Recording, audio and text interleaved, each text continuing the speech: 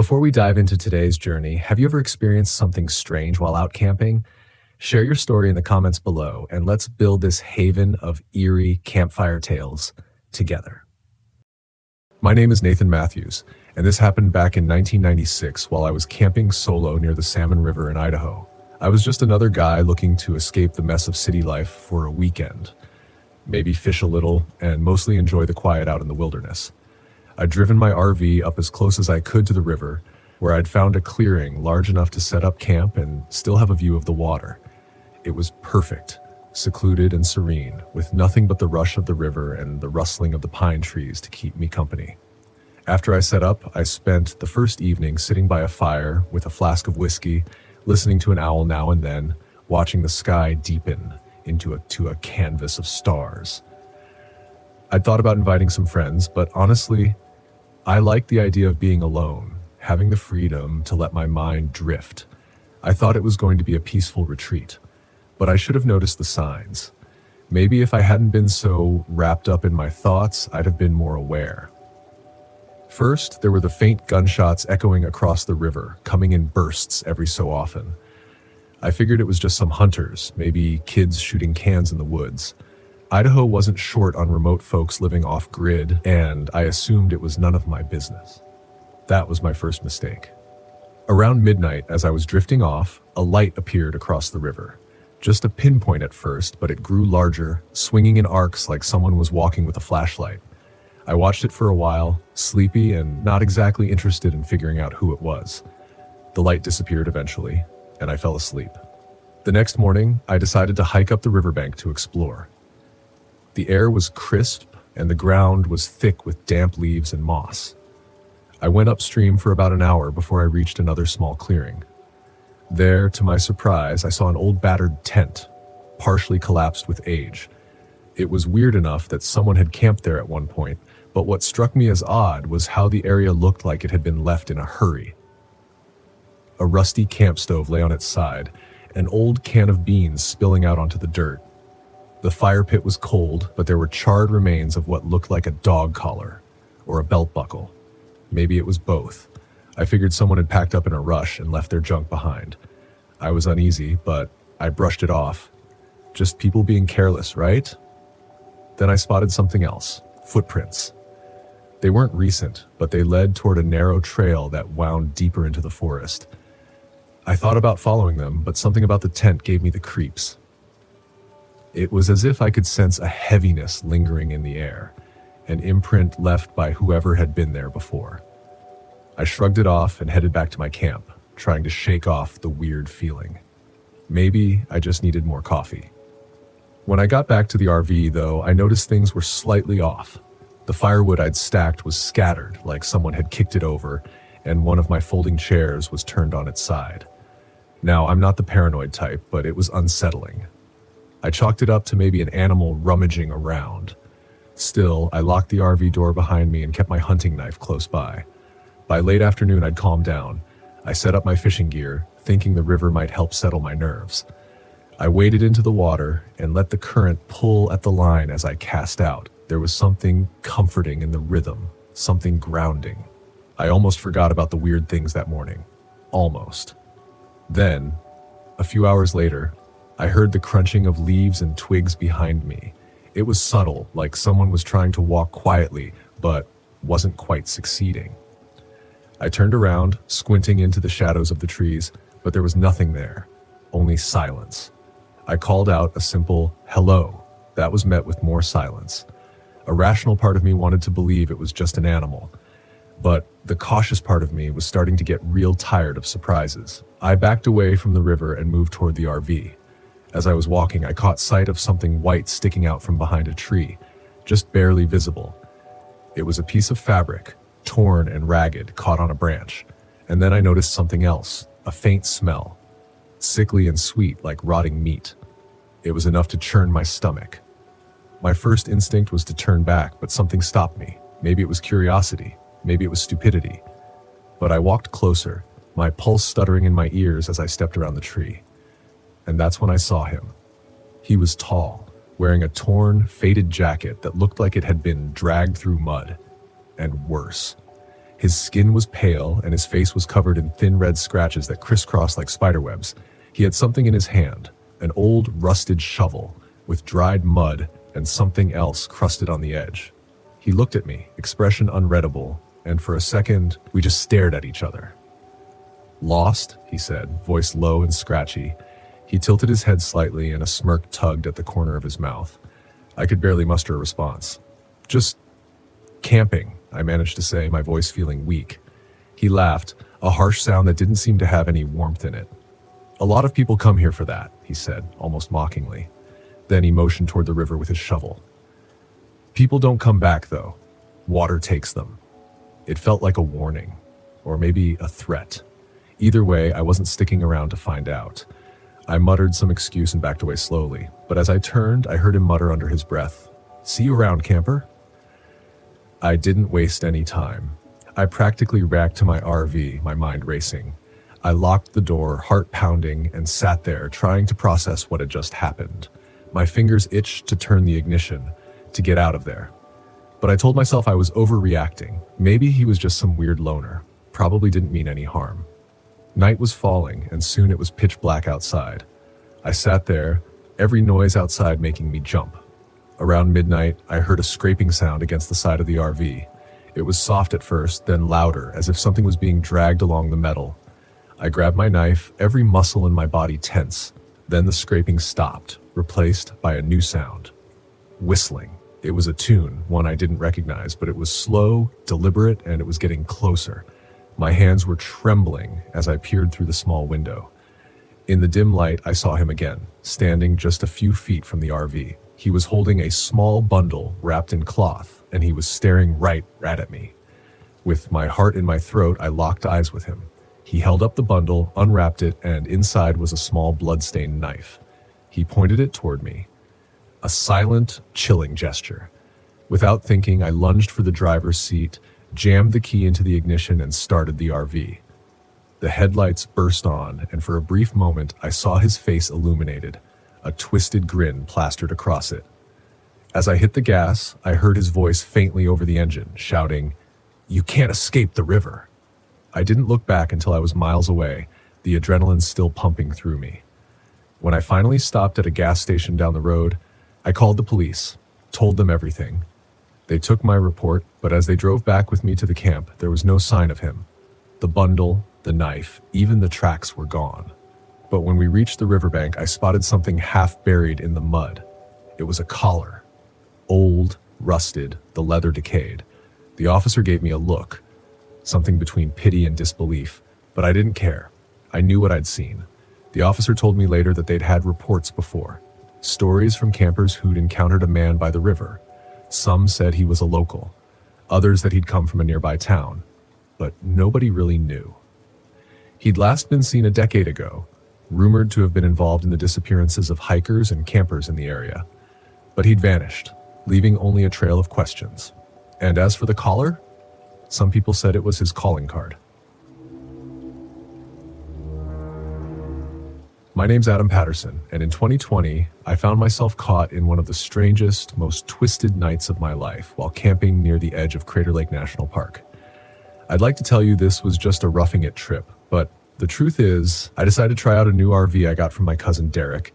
He's known for selling almost new gear that barely holds together. The RV was old, dented, and probably in worse shape than my beat-up station wagon. But hey, a deal's a deal. I'd been running from my city life, or at least trying to convince myself I needed a break from it. A week with nothing but trees, my lopsided camp stove, and a folding chair sounded great on paper. In real life, it was lonely as all hell.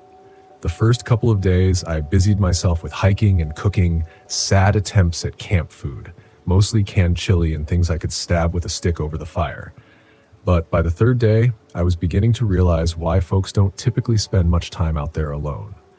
Now, Crater Lake's a beautiful place, but it's isolated. You don't have the crowds of Yosemite or Yellowstone. It's quieter. I spent a lot of time listening to every little crackle and crunch in the trees, figuring it was either a bear or maybe a ranger who'd gotten a whiff of my chili experiments and was ready to find me for culinary crimes. Then on the fourth evening, I heard the sound. It was sharp, sudden. like metal scraping against metal. The RV had been creaking and rattling since I got it, but this noise was different. I froze. As I strained to listen, it stopped. I laughed at myself, figured I'd probably just hit my paranoia peak, and turned back to the fire. I threw in another log, settled back, and let the quiet wrap around me. An hour later, I heard it again, but this time it was closer. "Hey, who's there?" I called out, hoping it was maybe just another camper who'd taken a wrong turn. Silence. The fire crackled, and I scanned the tree line. Nothing but shadows. I was about to chalk it up to the forest playing tricks on me when I caught a glint of something metallic. The gleam was low to the ground, moving slowly, as if someone was crawling just beyond the reach of the firelight. My throat went dry. I held my breath, feeling the hairs on the back of my neck rise as the figure came into view. It was a man, crawling on his hands and knees, his face hidden in the dark. He was holding something, dragging it along the ground with a scraping sound that made my teeth clench. I took a step back toward the RV, hand fumbling for the handle. But the man stopped, raised his head, and grinned. "Evening," he rasped, his voice raw like he hadn't used it in years. He stood up slowly, unfurling like some creature shaking off the night. His face came into the light, and I could see he had wild, unkempt hair, a scar running across his jaw, and a pair of glasses that looked like they'd been pieced together from scraps of wire. He wore a dark trench coat, its pockets sagging with heavy, uneven bulges. "Lost?" I managed, trying to keep my voice steady, though I could feel my hand trembling on the RV handle. He tilted his head, that grin stretching wider. "No, not lost. Just looking for company." I forced a laugh. "Well, I'm kind of in the middle of my own thing here." "You've got a pretty nice setup," he said, nodding toward the RV, then the fire. "Real cozy." "Yeah, I like it," I said, trying to sound casual, though every instinct was screaming for me to get inside, lock the door, and drive the hell out of there. His gaze shifted down to the fire, then back to me. "Mind if I join you?" His tone wasn't so much a question as a challenge. He took a step closer, and I could see his hands were streaked with grime. My brain scrambled for an excuse, anything to make him leave. "Actually, I was just about to turn in," I said, swallowing. "Long day, you know?" His grin faltered, eyes narrowing. "Oh sure," he muttered. "Long days. Lots of those around here." He didn't move, just stood there, staring at me with this fixed look, like he was sizing up a piece of meat. Then, without warning, he turned and walked toward the fire.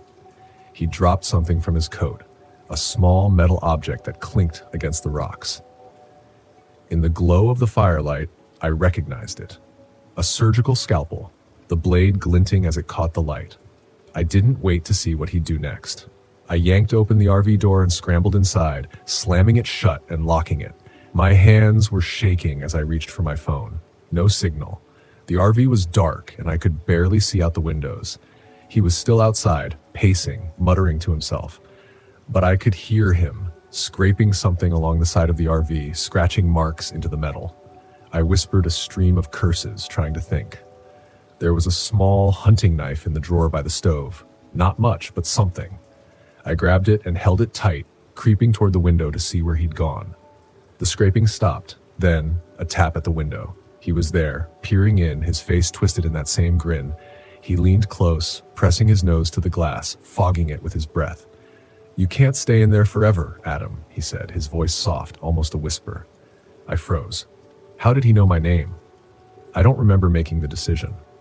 One second I was frozen in fear. The next I was lunging for the RV's driver's seat, jamming the keys into the ignition. The engine roared to life, and I threw it into gear, tearing out of there without a second thought.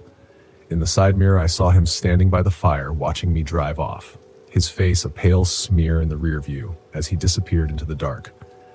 I thought that was it. I thought I'd made it. But 10 minutes later, as I was driving down the winding forest road, I caught a glimpse of headlights in the mirror. My stomach sank. I sped up. The car behind me matched my speed when I tailing close, so close I could see the outline of the driver's face in the mirror. It was him.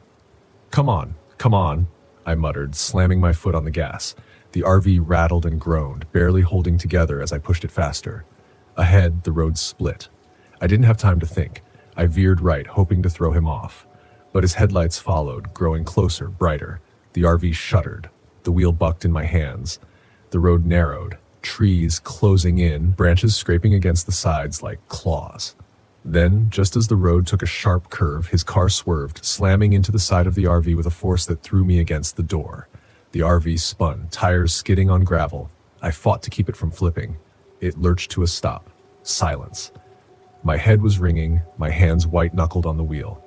I looked up, expecting him to be right there, but his car had stopped a few feet behind. Headlights off, just a dark shadow on the road. For a long, tense moment, neither of us moved. Then his door opened. He stepped out, silhouetted in the moonlight, holding something in his hand. The glint of metal caught the light. A machete, long and dull, nicked along the edge. I didn't have time to think. I flung open the RV door and bolted into the trees, ducking low as I ran, not daring to look back. Branches whipped at my face, the ground uneven and slippery. I could hear him behind me, his footsteps crashing through the underbrush. I pushed myself faster, lungs burning, legs screaming. I stumbled, catching myself against a tree, my fingers digging into the bark.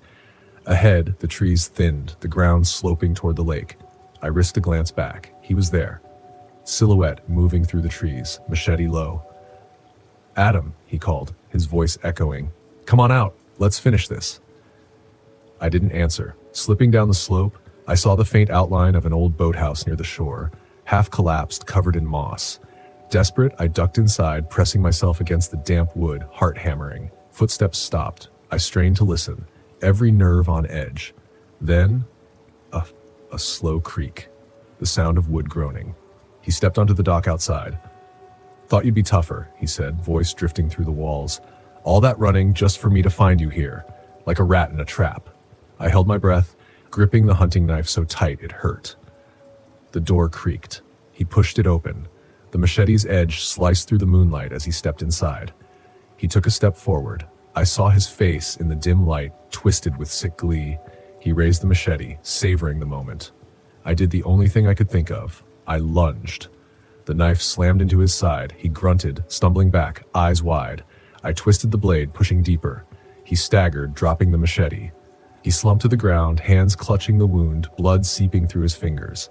I backed away, gasping, heart racing, watching him struggle. His breath rattled. His hand twitched toward the machete.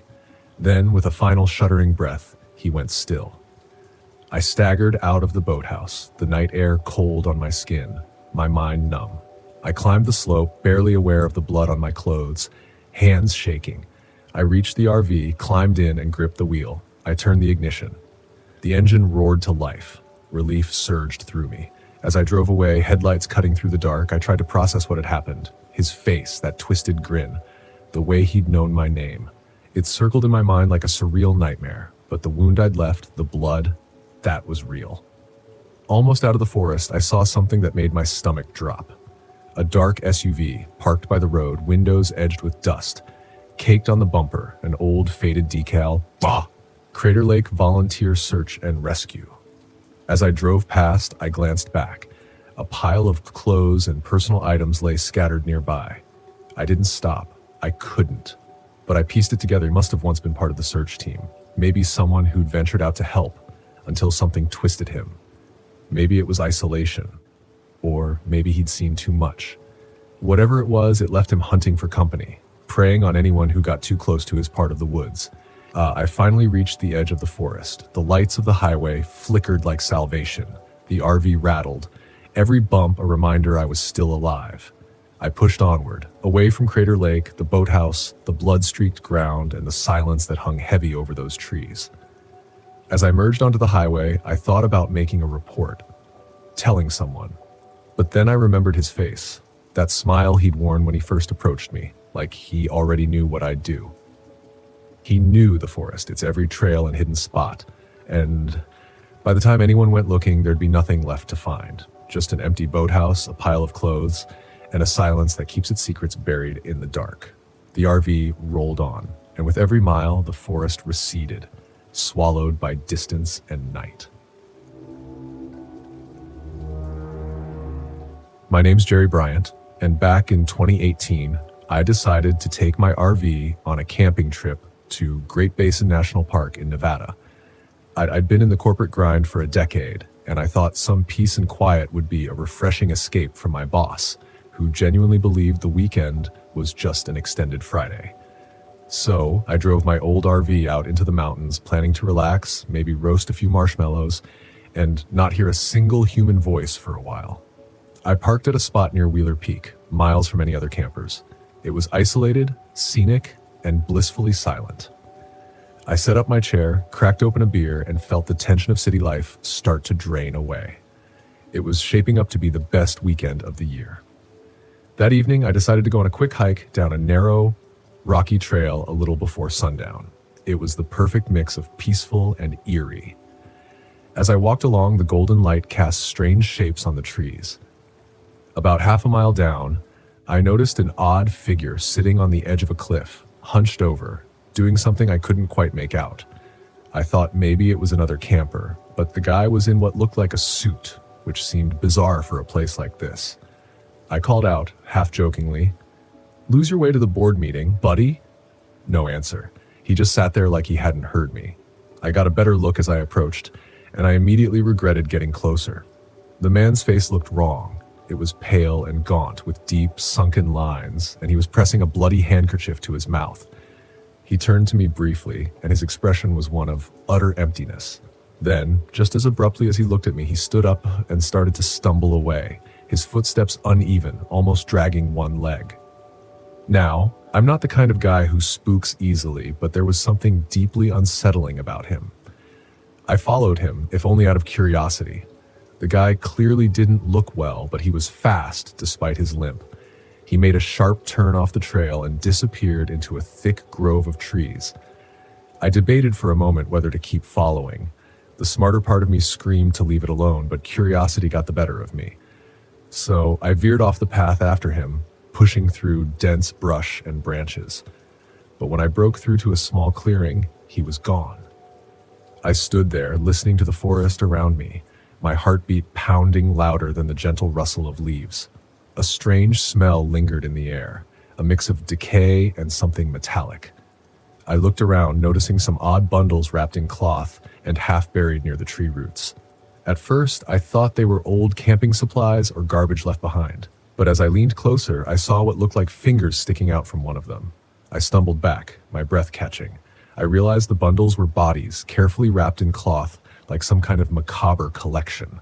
Panic started clawing at me, and I wanted to run, but a creeping horror held me still.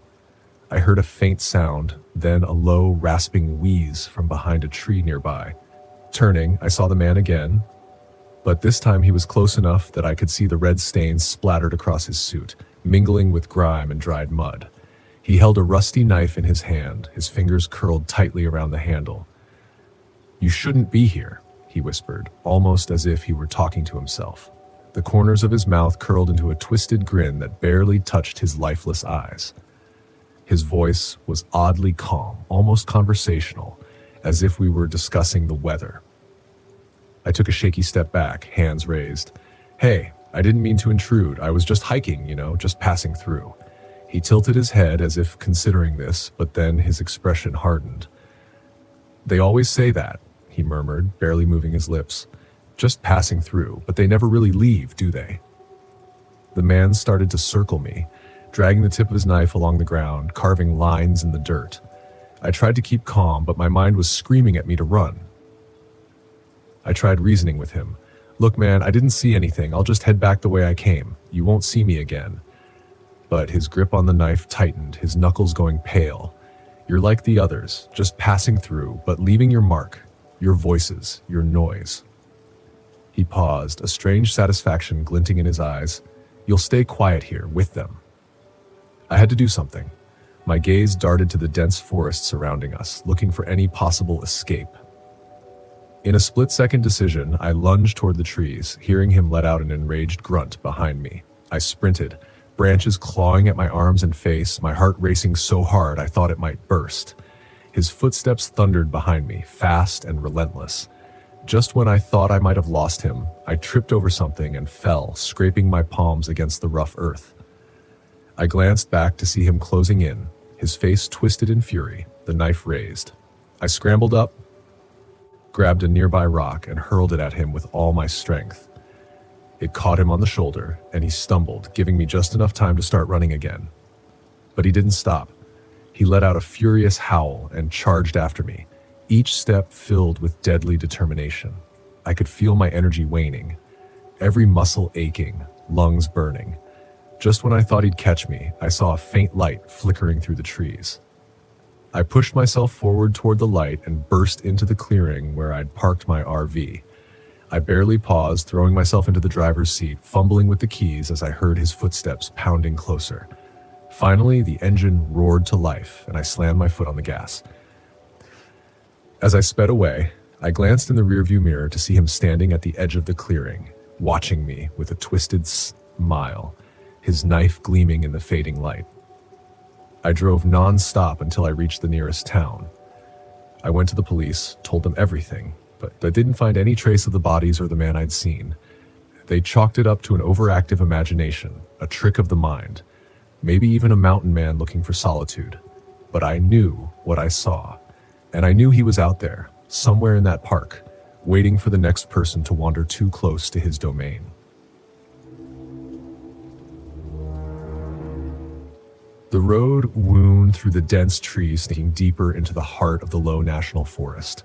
The thick canopy above allowed only sparse sunlight to filter through, casting shadows across the narrow dirt road.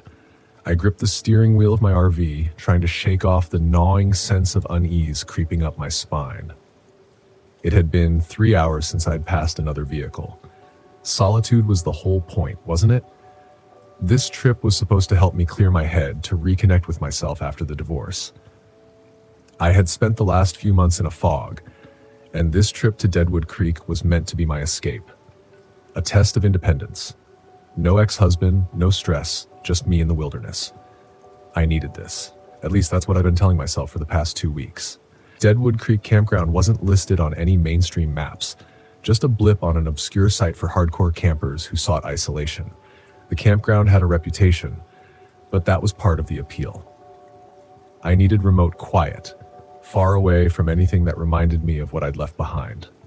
But as I pulled into the clearing, past the sign half buried in moss that read Deadwood Creek, a shiver ran through me. The place was eerily quiet, the kind of silence that makes you second-guess your decision to be alone. I parked the RV near a small trickling creek. The only other vehicle was an old beat-up camper a short distance away, nestled under the towering pines. It was empty, no sign of movement, no campfire. Good. I wasn't in the mood for socializing. I stepped out into the cool afternoon air and surveyed the site. The woods were thick, ancient. The ground was littered with pine needles, muffling the sound of my footsteps, a perfect retreat. I set up camp, unfolding my chair and setting my mug of tea beside me as I sat by the creek, listening to the soft gurgle of the water. It was peaceful, just as I'd hoped. But after a while, the peace felt off. Too still. The air grew heavy, pressing down on me, and the silence wasn't comforting anymore. It was oppressive. My mind wandered back to the stories I'd read online, the rumors about Deadwood Creek's dark history. This used to be a mining settlement during the gold rush, or so the tale went. Dozens of men had come to find their fortunes, but most found only death. Mysterious disappearances, bodies never recovered. Some say the men still haunt the place, bound to the land, working their endless shifts beneath the earth. I dismissed it at first, chalking it up to local folklore meant to spook tourists. But now, sitting alone in the fading light, the stories didn't seem so far-fetched.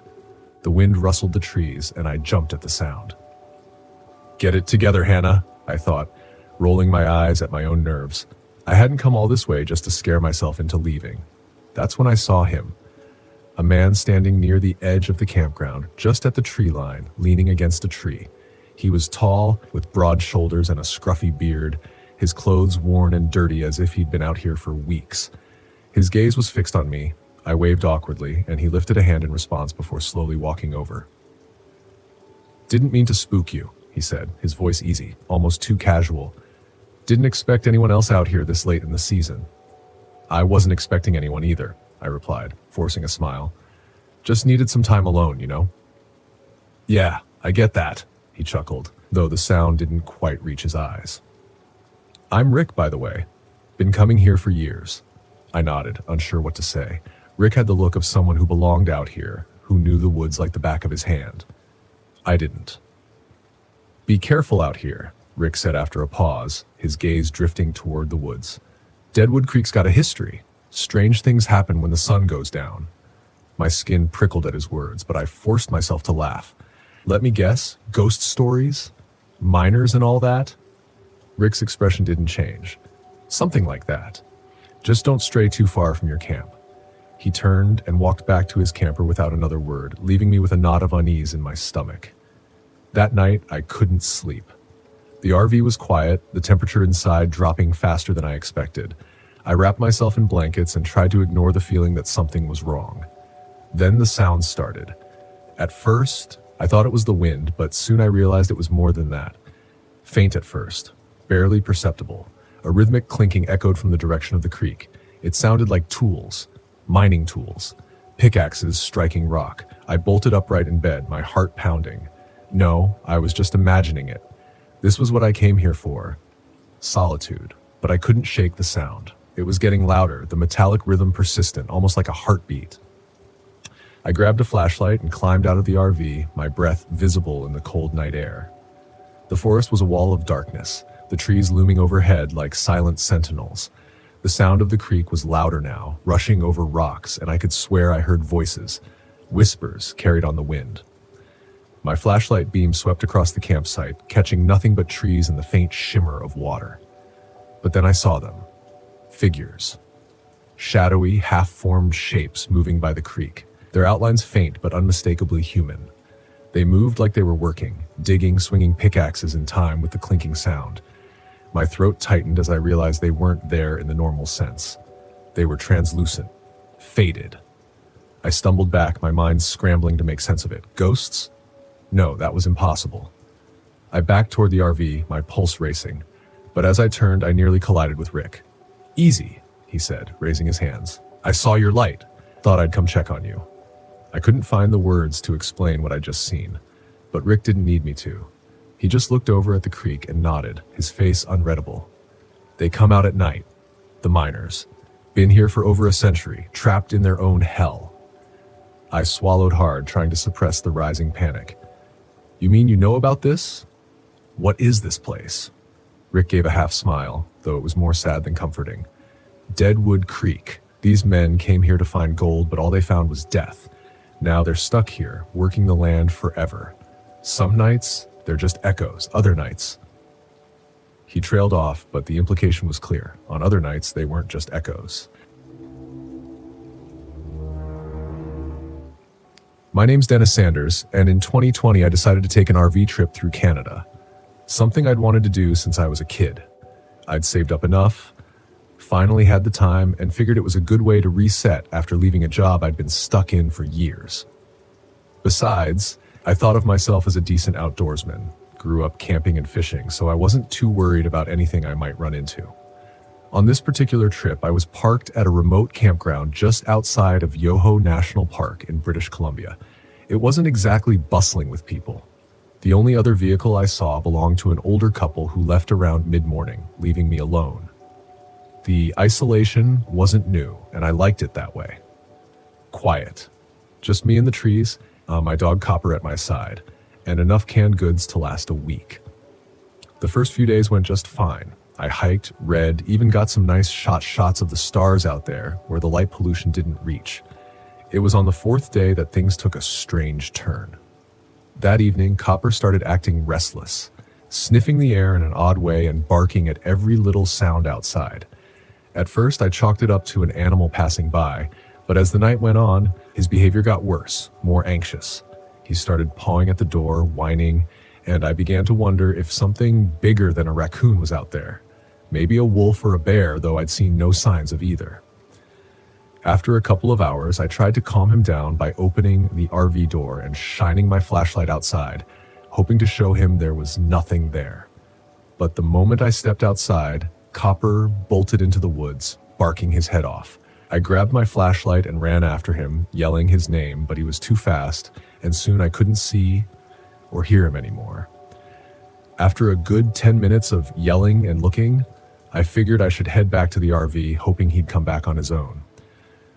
But as I was walking back, I noticed something that didn't sit right with me. The path looked different. The trees seemed closer, denser than I remembered, and there was an eerie silence that hadn't been there before. I started to feel this gnawing in my gut, like I'd missed some sign or warning.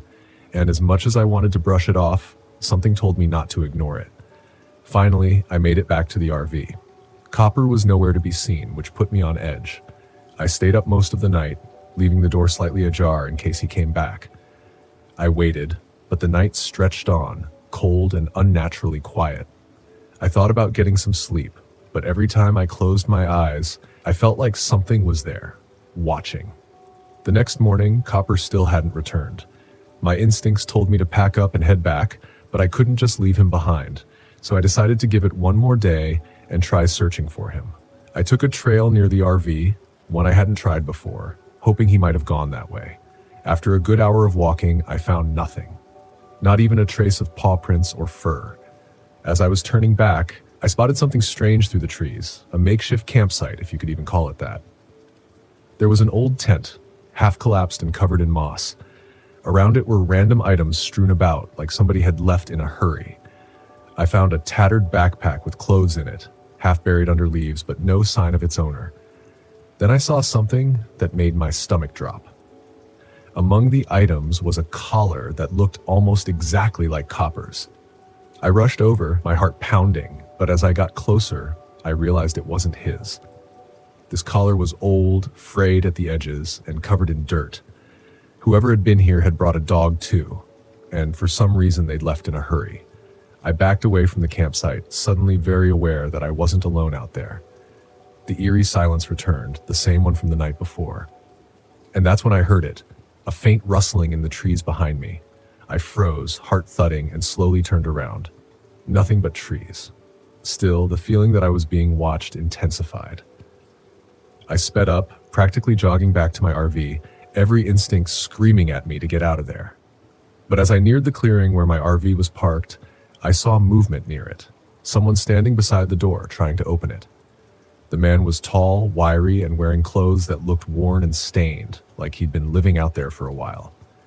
His hair was tangled, his skin rough and scarred, and he had this grin on his face that I'll never forget, wide, too wide, like he was enjoying the sight of me staring at him. I gripped the flashlight tighter, wishing it was something heavier, and called out, "Hey, get away from my RV." The man didn't flinch, didn't even look surprised. He just stared, that grin never leaving his face, as he took a step toward me. "Lost something, didn't you?" he called, his voice scratchy and low. "Where's my dog?" I demanded, my heart racing. I was prepared to fight him if I had to, but he just chuckled and took another step forward.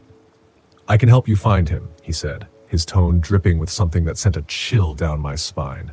He pointed back toward the woods. He went that way, looking for something, just like you.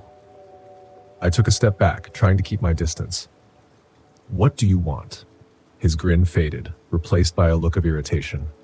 "I don't like people interrupting me," he said, voice hardening. "I was here first, and I don't appreciate you poking around in my things." Realizing he must have been the one living at that abandoned campsite, I took another step back, trying to appear calm while my mind raced with plans to get to the RV and lock myself inside. But he must have noticed, because he lunged toward me, his hand reaching for something in his pocket. I turned and ran, adrenaline kicking in. I sprinted back into the woods, hoping to lose him among the trees. I could hear him crashing through the underbrush behind me, cursing and shouting in that same scratchy voice. I veered off the path, hoping the thicker trees would slow him down, and tried to circle back toward the RV. But he was fast, too fast for someone who looked as ragged as he did. After what felt like an eternity, I spotted the RV through the trees and made a beeline for it, heart pounding in my chest. Just as I reached the door, I felt his hand grab my shoulder, yanking me back. I spun around, swinging the flashlight at his head, but he ducked, grabbing my arm and twisting it painfully. In the scuffle, I felt something sharp press against my side. A knife. "Why'd you come out here?" he hissed, his face inches from mine, that awful grin back again. "Why couldn't you just leave things alone?" I struggled, using every ounce of strength to push him off, but he was strong, stronger than he looked. As we grappled, I managed to grab his wrist, twisting it until he dropped the knife. I kicked it away and used the moment to shove him back, breaking free. I scrambled to the RV, slamming the door and locking it just as he lunged at it, banging his fists against the window. "Open up," he screamed, slamming his fists against the glass hard enough that I thought it might crack. I backed away, breathing hard, scanning the RV for anything I could use as a weapon. My mind raced with escape plans, but none of them felt safe. After a few more bangs, he suddenly stopped, staring at me through the window with that grin, like he was enjoying the chase. Then, without another word, he turned and disappeared into the woods. I didn't sleep that night. I sat in the driver's seat, eyes locked on the tree line, waiting for any sign of him. But the forest stayed silent. Too silent. Until dawn broke. As soon as there was enough light, I started the engine and left, not caring where I was headed as long as it was away from there. A few hours down the road, I pulled into a small town and reported what had happened to the local police. They took down my statement, asked a few questions, but when they checked the area, they didn't find anything. No abandoned campsite, no signs of the man, not even the knife. They told me he was probably a drifter, someone who'd been squatting out there. But I knew what I saw. As I was leaving the station, one of the officers mentioned something that stuck with me. He said they'd had reports like mine over the years, people encountering a man who didn't want them there, who'd make them leave and disappear back into the woods. On my drive home, I couldn't shake the feeling that he was still out there, waiting for the next camper who stayed a little too long or wandered a little too close to his territory. And as for Copper, I never saw him again. I never wanted to drive Loveland Pass again. I hadn't been back on that stretch of road since the night Marty died. The night his rig went over the edge and disappeared into the fog, like it had never existed. The only thing they found was twisted metal at the bottom of the canyon. I told myself it wasn't my fault, but the guilt stuck to me like oil on a rag, refusing to wash off no matter how many miles I put between me and that place. But Pete called in a favor. He needed me, and I owed him more than I could count. A convoy job through the Rockies, 3 trucks hauling high-value cargo to a research facility in Colorado. It was big money, but more than that, it was for Pete. He convinced me with a laugh over the phone. "Come on, Red. We need your experience out here. What could go wrong?" I didn't laugh. Not this time. So there I was, back in the driver's seat of my rig, with Pete leading the convoy, and another trucker, Jerry, bringing up the rear.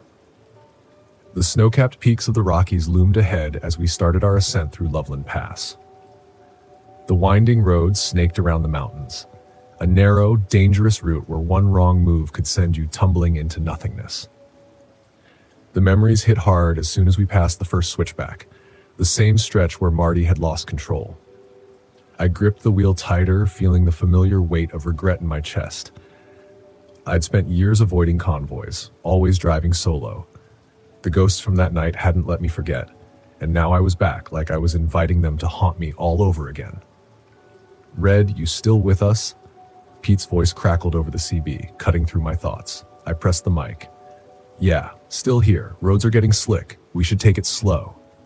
Pete agreed, and we settled into the grind, navigating the treacherous turns with caution. The sun had set hours ago, and now only the thin beams of our headlights cut through the growing darkness. The fog rolled in thick and fast, curling around the edges of the road like ghostly fingers. That's when I saw it up ahead. Just barely visible through the fog was a pair of headlights. They flickered like a dying flame, appearing and disappearing in the swirling mist.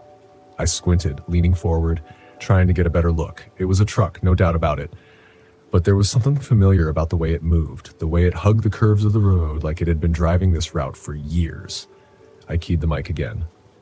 "Pete, you see that truck up ahead?" Silence. Then Pete's voice came through, confused. "There's no truck, Red. Just us." I glanced in the mirror. Jerry's headlights were still behind me, steady and unchanging. But the truck in front? It wasn't one of ours. I let go of the mic, my gut tightening. Maybe it was a local driver, someone familiar with the area.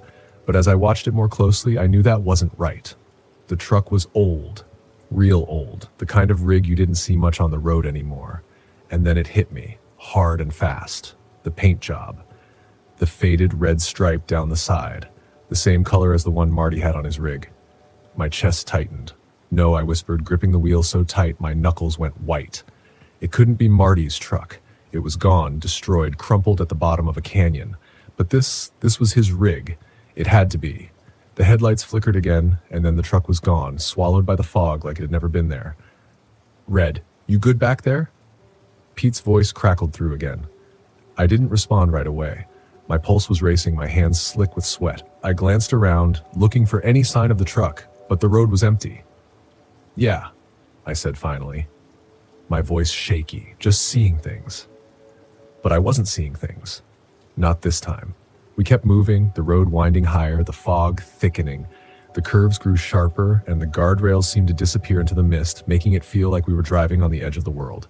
That's when the CB crackled again. But this time, it wasn't Pete or Jerry's voice. Red, you gotta help me.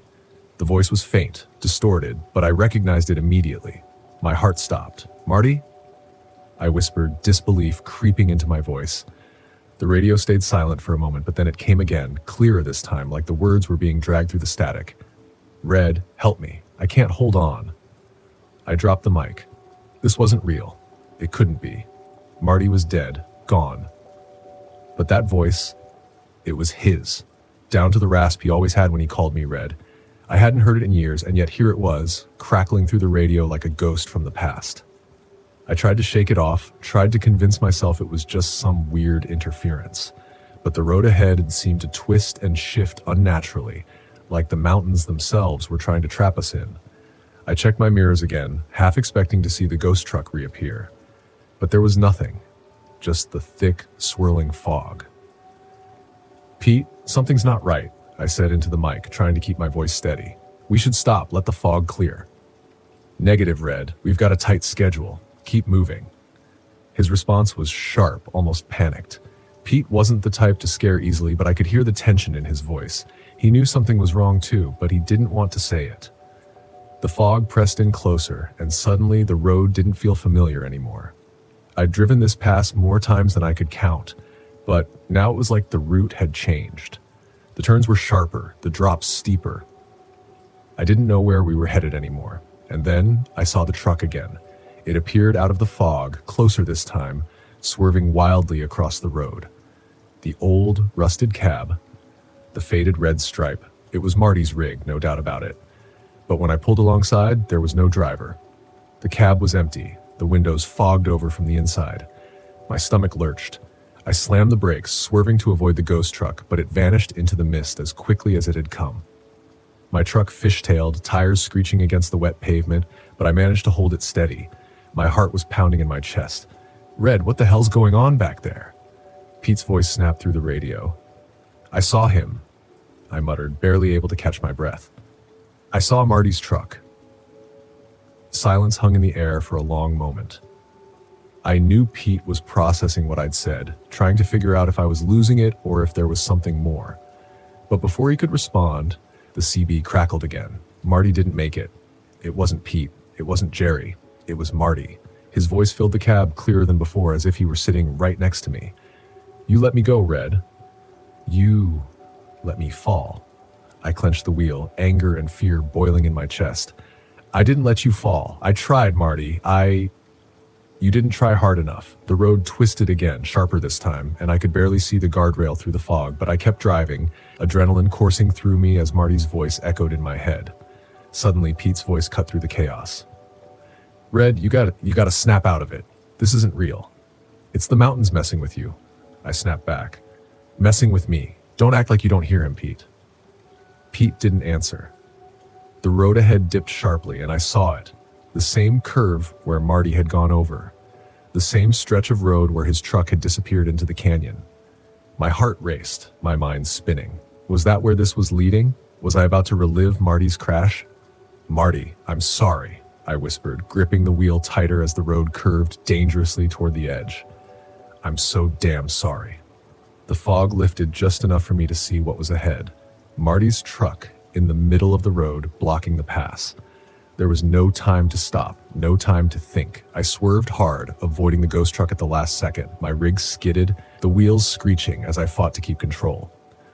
For a moment, I thought I was going over the edge.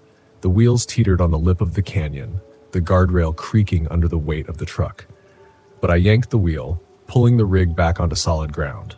My breath came in ragged gasps. I looked in the rearview mirror. The ghost truck was gone.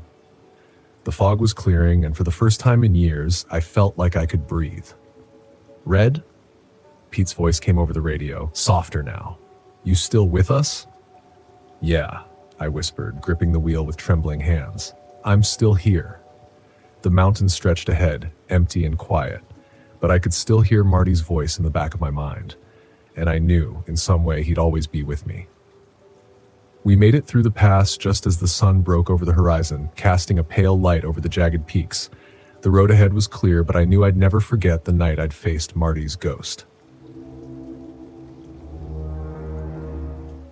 I had been staring at the sinkhole for hours. The edges of the earth had crumbled away into a perfect, jagged circle, leaving nothing but a gaping void beneath me. It was unnervingly symmetrical, as though the ground hadn't collapsed on its own, but had been carved out by something or someone.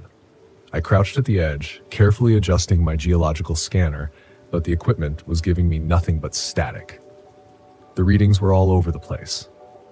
"This doesn't make sense," I muttered, tapping the scanner in frustration. I hadn't come all the way to Hollow Creek for faulty data. I took a deep breath and scanned the horizon. The thick pines loomed like sentinels around the campground, the pale light of late afternoon casting long shadows across the landscape. My RV sat parked a short distance away, looking small and vulnerable against the vast wilderness of Chugach National Forest.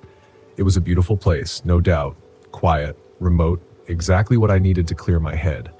But the silence had a weight to it, an unnatural stillness that gnawed at the edges of my mind. I was here on a solo trip, tasked with investigating the sudden appearance of several sinkholes that had been forming in the area.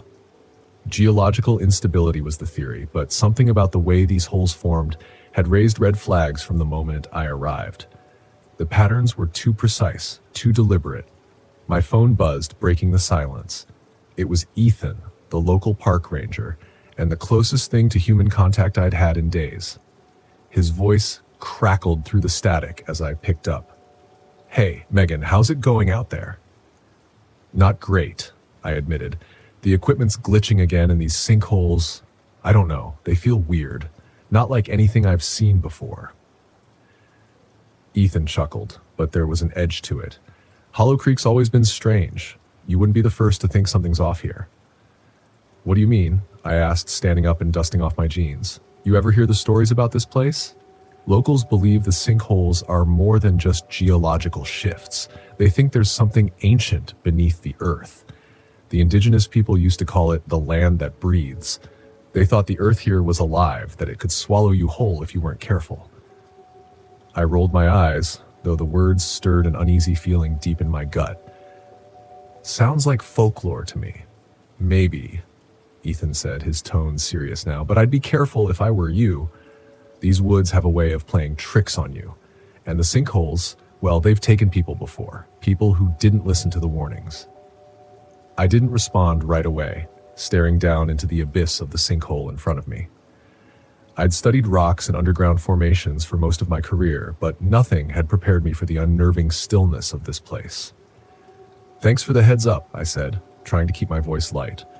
"But I'm here to study geology, not ghosts." Ethan sighed. "Just don't go too deep, okay? Call if you need anything."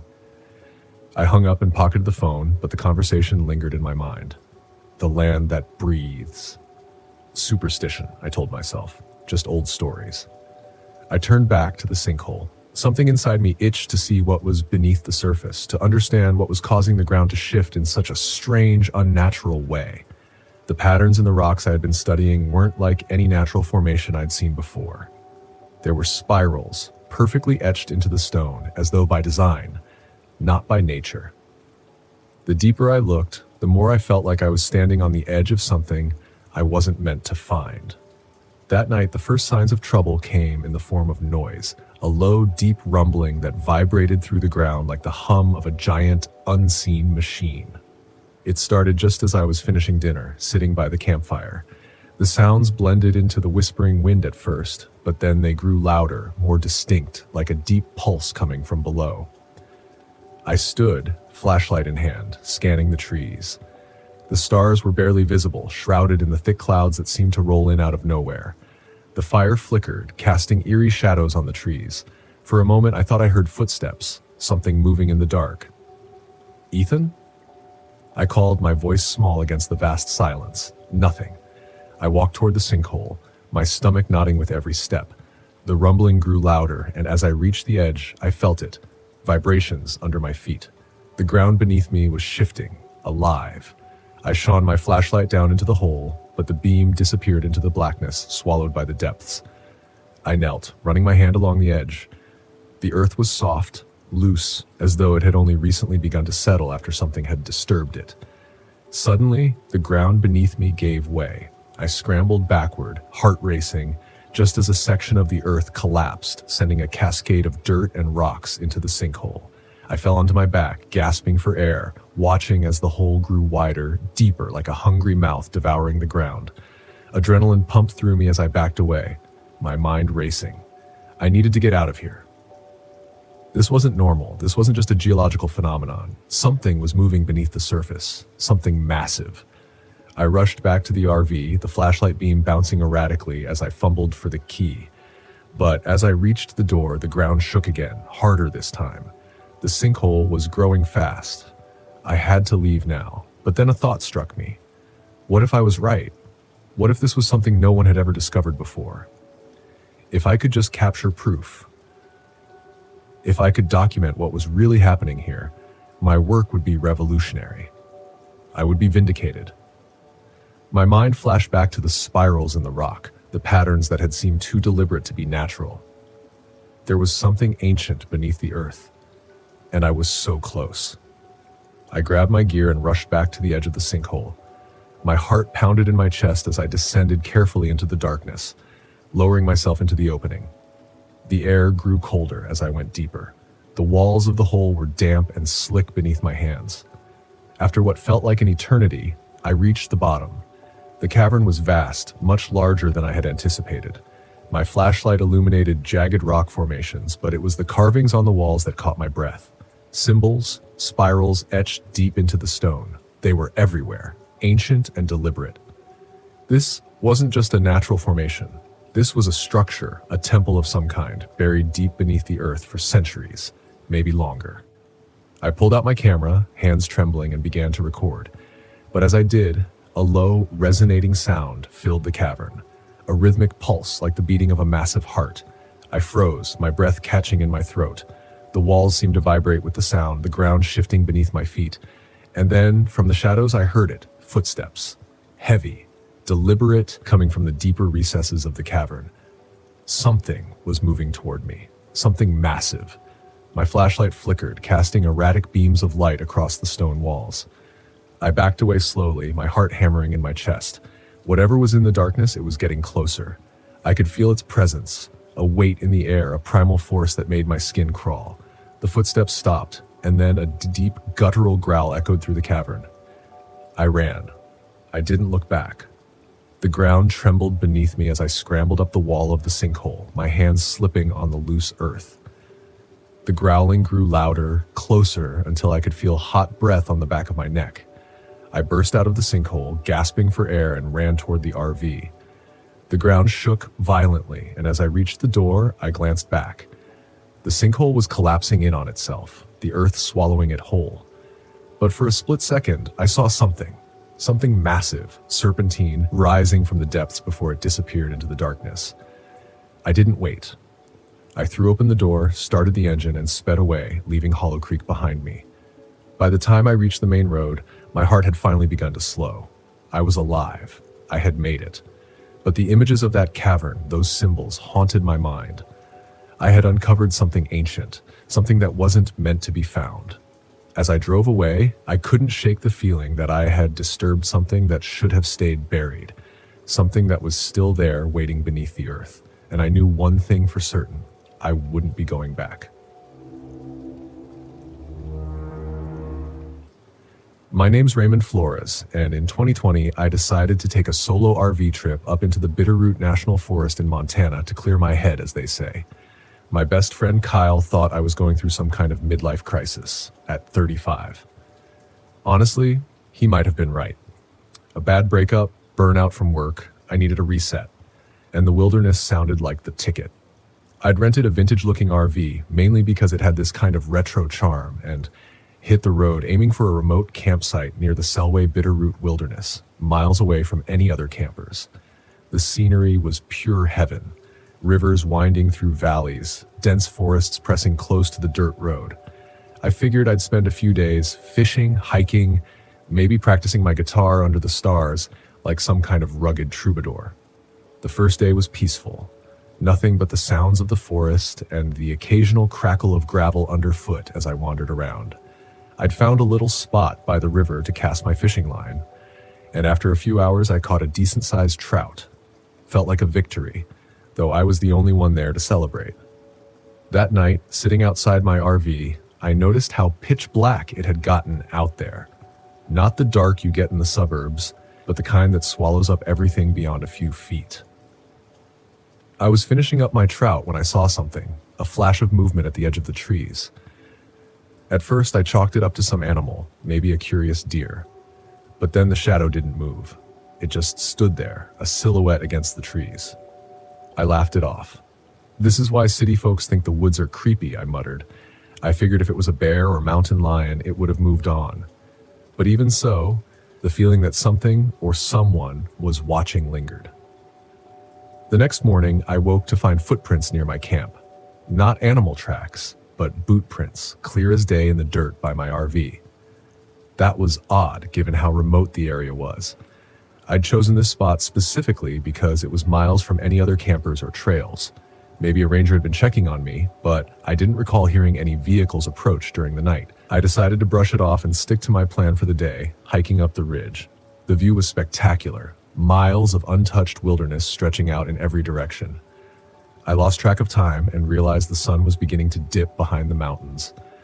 I headed back to camp, feet aching from the trek, looking forward to a hot meal and maybe a beer. As I neared my campsite, something felt wrong. The air was too still, too quiet. Usually, the forest is a noisy place, filled with bird calls, the rustle of leaves, the chatter of insects. But now, silence. Like the whole place was holding its breath. When I reached the camp, I saw it. The RV door was wide open, though I was sure I'd locked it before leaving. Inside, things were in disarray. My bag had been overturned, clothes scattered, food wrappers crumpled on the floor.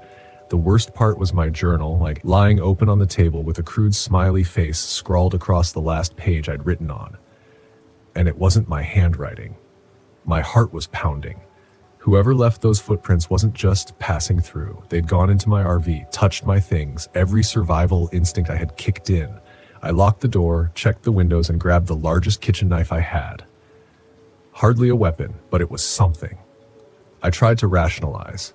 Maybe it was just some hiker or local playing a prank, or maybe someone trying to find shelter for the night.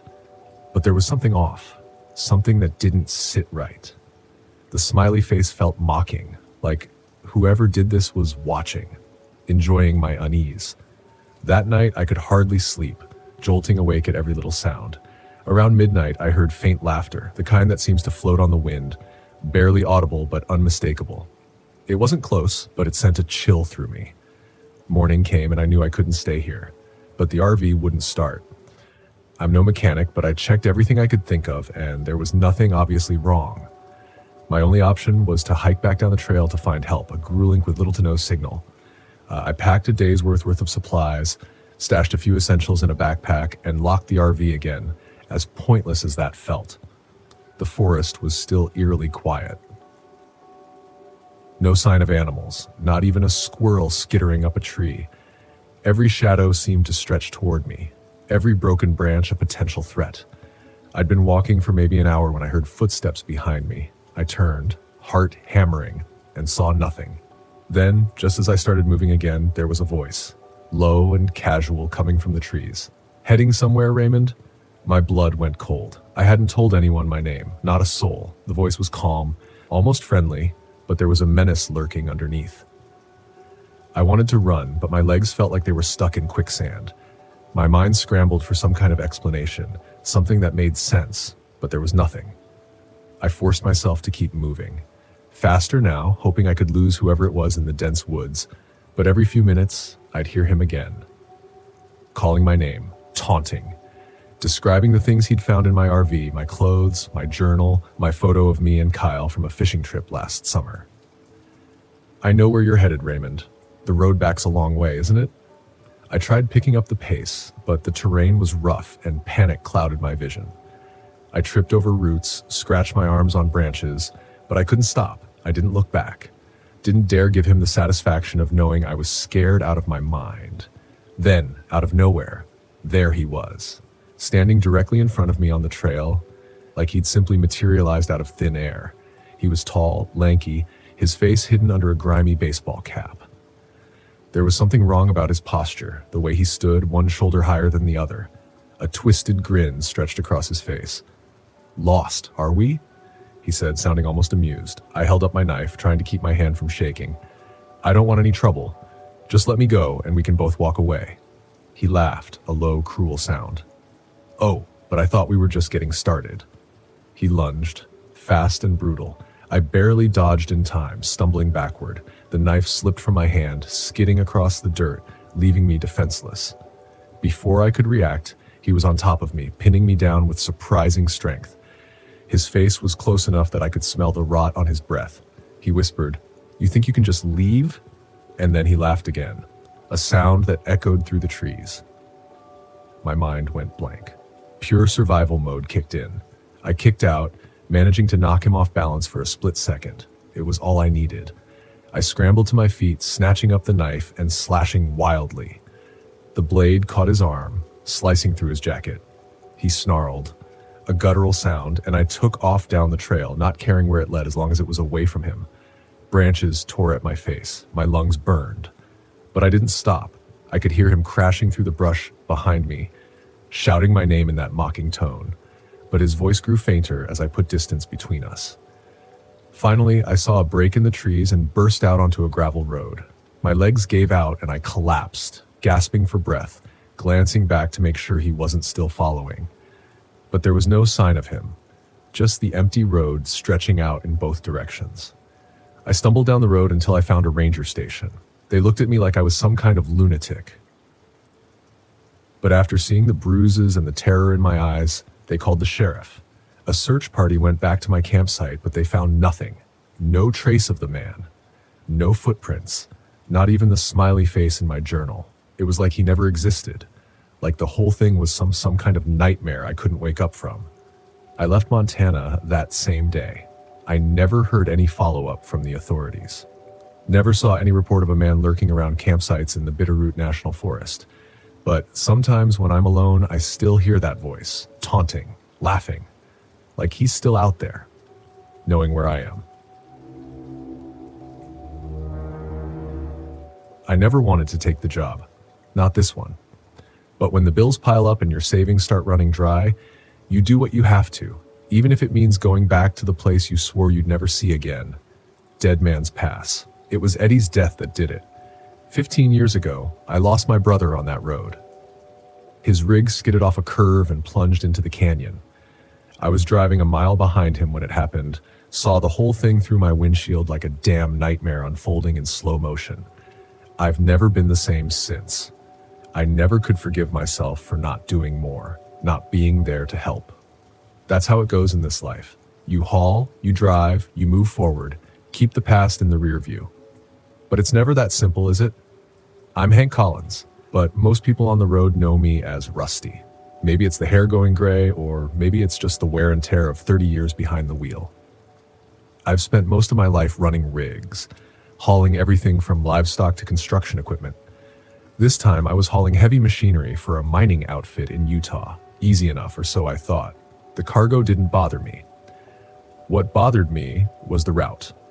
Route 163, through the heart of Monument Valley, and then up through Dead Man's Pass, the very stretch of road where Eddie lost his life.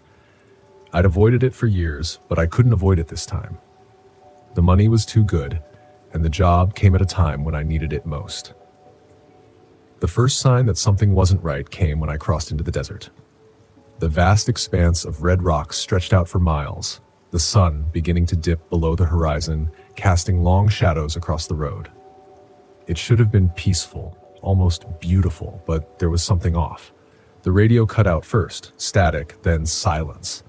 Not unusual out here, but it didn't sit right. The stillness felt heavy, oppressive, like the desert itself was holding its breath. As the sun slipped away completely, I noticed a pair of headlights in my rearview mirror. At first, I didn't think much of it, probably another trucker making the same route. But as the miles passed, those headlights didn't get closer. They stayed there, far back but steady, like whoever it was didn't intend to pass or fall behind, just keeping pace. I tried to shake it off, focusing on the road ahead. The canyon walls began to rise on either side of me, the road narrowing as I approached Dead Man's Pass. My hands tightened on the wheel, the familiar knot of tension growing in my chest. The road was winding, dangerous, with steep cliffs on one side and jagged rock on the other. I'd driven it 100 times before, but not since the night Eddie died. As I climbed higher, the truck started to act up. First, it was the brakes. They began to make a grinding noise that sent vibrations up through the cab. They were new, serviced just a week ago, no reason they should be failing. Then the engine sputtered just once, but enough to make my heart jump. "Come on, Rusty," I muttered to myself. "Just keep moving, 1 mile at a time." But the truck didn't listen. The headlights behind me were still there, never getting any closer, never fading away.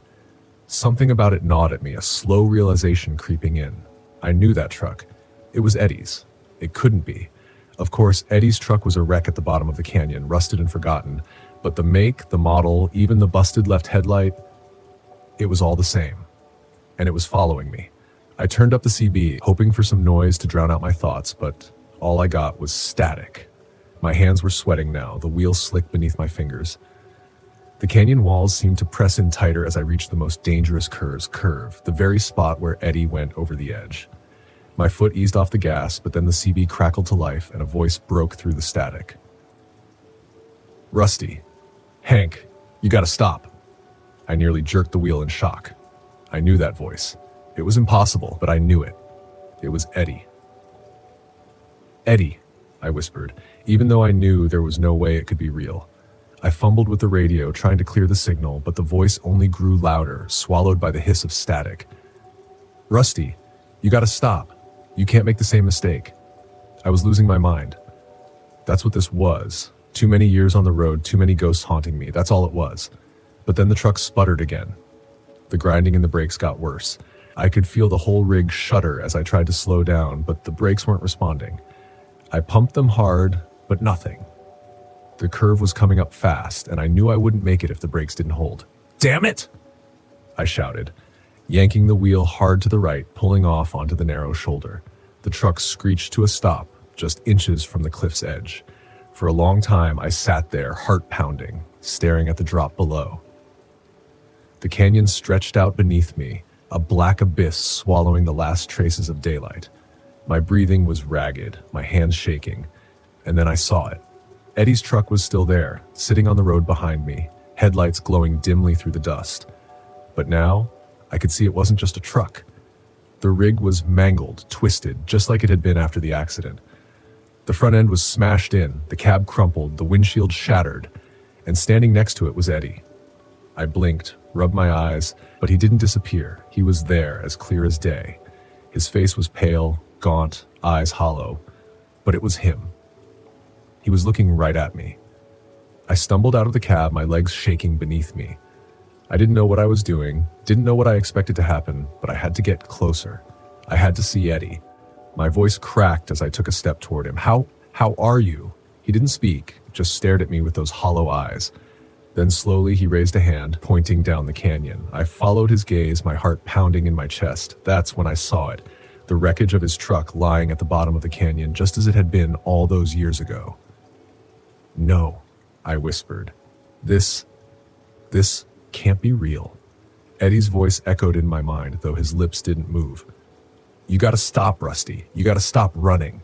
I fell to my knees, the weight of everything crashing down on me. I had run from this for so long, buried it deep, but now there was no escaping it. Eddie wasn't here for revenge. He wasn't here to haunt me. He was here because I'd never let him go. "I'm sorry," I choked out, tears burning my eyes. "I'm sorry, Eddie. It was my fault. I should have listened. I should have stopped."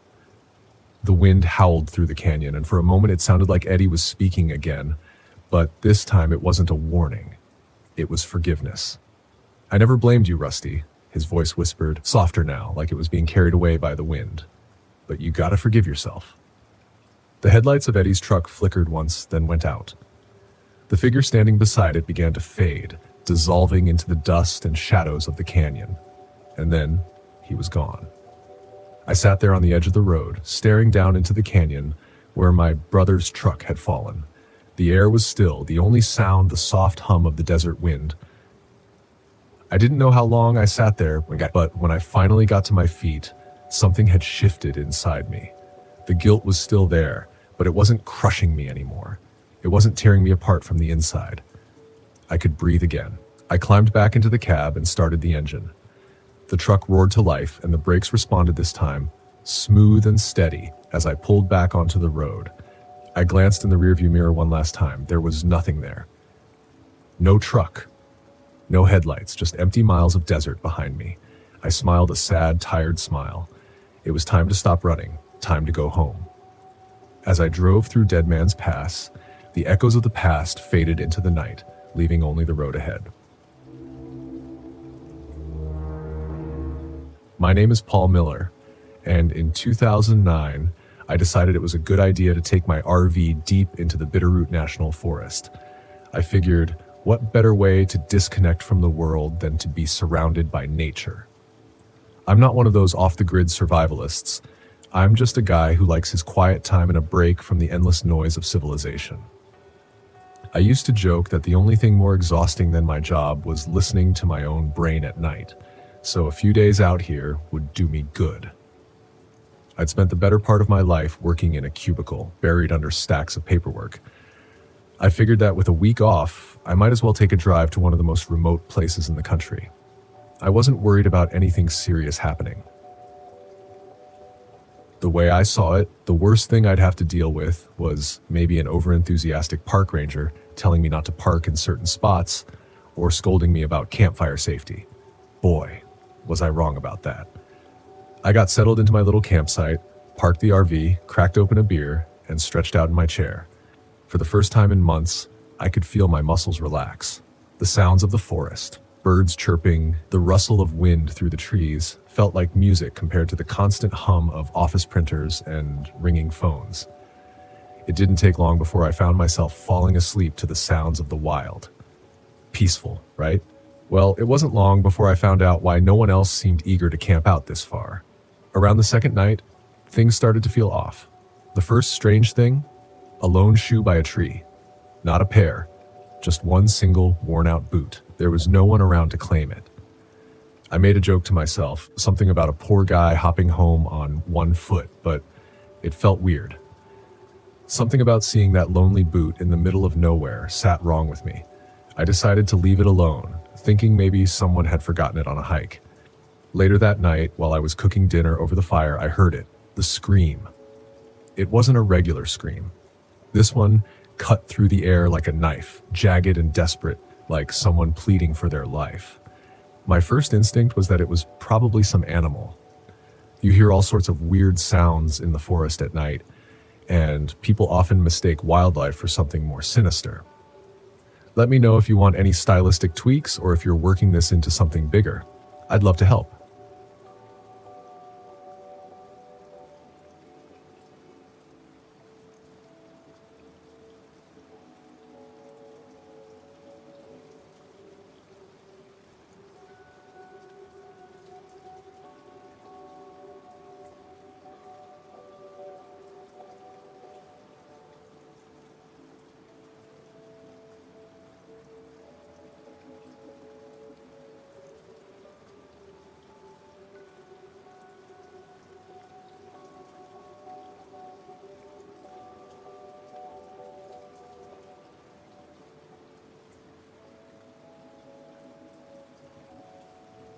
And again. Each time it sounded less like an animal and more like someone in serious trouble. I grabbed my flashlight and started walking toward the direction of the noise, my heartbeat pounding louder than my footsteps with each step. That sound, the crying, the shouting, grew more distant. By the time I was deeper into the woods, I realized how isolated I really was. The campsite and RV were far behind me, the dim light of my fire just a tiny flicker through the trees, and still that screaming kept going. Then I saw something, or rather someone, moving through the trees, maybe 30 yards ahead of me. I could barely make out a figure in the low light. They weren't running, but walking fast, darting between the trees. I shouted to them, asking if they needed help, but they didn't respond. They just kept moving. So, like an idiot, I kept following. Eventually, I got close enough to see him. Dirty, thin, his clothes ripped like he'd been living in the woods for weeks, maybe longer. His face was gaunt, and his skin looked like it hadn't seen a shower in months. He was carrying something in his hand. A knife. No, something sharp, jagged. It was hard to tell in the dark. Then the screaming stopped. Everything went quiet. It was the kind of silence that sits heavy on your chest, like the whole world was holding its breath. He turned to look at me just as I came up from behind a tree. That's when I saw the blood. His hands, his clothes, they were stained thick and fresh. He didn't seem bothered that I'd caught up with him. He didn't even try to run. He just stared at me like he was waiting to see what I'd do next. His eyes, though I promised I wouldn't mention them, had a look I couldn't shake, dead inside. I froze. I wanted to run, to scream, to do anything but stand there like a deer caught in headlights, but my legs wouldn't move. I managed to choke out, "What the hell did you do?" He tilted his head like a dog hearing a strange sound, and then, in the most casual tone I've ever heard in my life, he said, "You hear them too?" I wasn't sure what he meant by them, but I didn't care to ask. Let me know if you want it tweaked further. Tone, structure, or otherwise.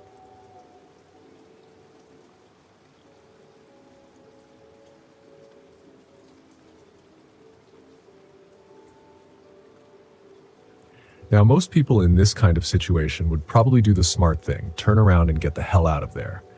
But I wasn't thinking clearly. I was standing face to face with a man who had clearly just done something awful. And for some reason, my brain was stuck on one thought. Is he alone? Was he part of something bigger, some group of psychos living out here in the wilderness? Then, without warning, he lunged at me. I barely managed to jump back, my flashlight clattering to the ground. He swung whatever was in his hand, an old rusted machete, I think, and missed me by inches. My instincts finally kicked in, and I turned and ran. I could hear him chasing me, his footsteps fast and relentless behind me. But something weird happened. After a few minutes of running, the footsteps just stopped. I didn't look back. I kept running until I reached my campsite, my lungs burning, my legs shaking. I slammed the RV door behind me and locked it. My hands were shaking as I fumbled for my phone, dialing 911. When I finally got through, I told them everything, and they assured me they'd send someone out. It felt like hours before I heard the sirens. When the rangers and local deputies showed up, I was ready to believe they'd think I was crazy, some out-of-towner rattled by the isolation of the woods. But they didn't. They didn't even look surprised. They took me to a nearby ranger station for questioning, and that's when I found out why. I wasn't the first one to encounter this guy. Apparently, for years, campers had been disappearing from the area. Some had been found mutilated, others never seen again. They had a name for him, Marcus Gray. Gray used to be some kind of survivalist, a loner who'd lived in these woods for years. After his family died in a car accident, he just snapped. Let me know if you want this in a specific format, like manuscript style, blog post, or script. Also, this is super intriguing. Are you working on a horror story?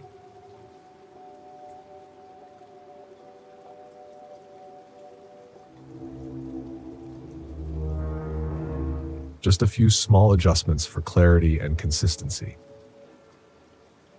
I remember that trip like it was yesterday. Took the RV up to the Ozarks, me and my buddy Stan. We were looking for a quiet place to fish, maybe drink a few beers and shoot the breeze.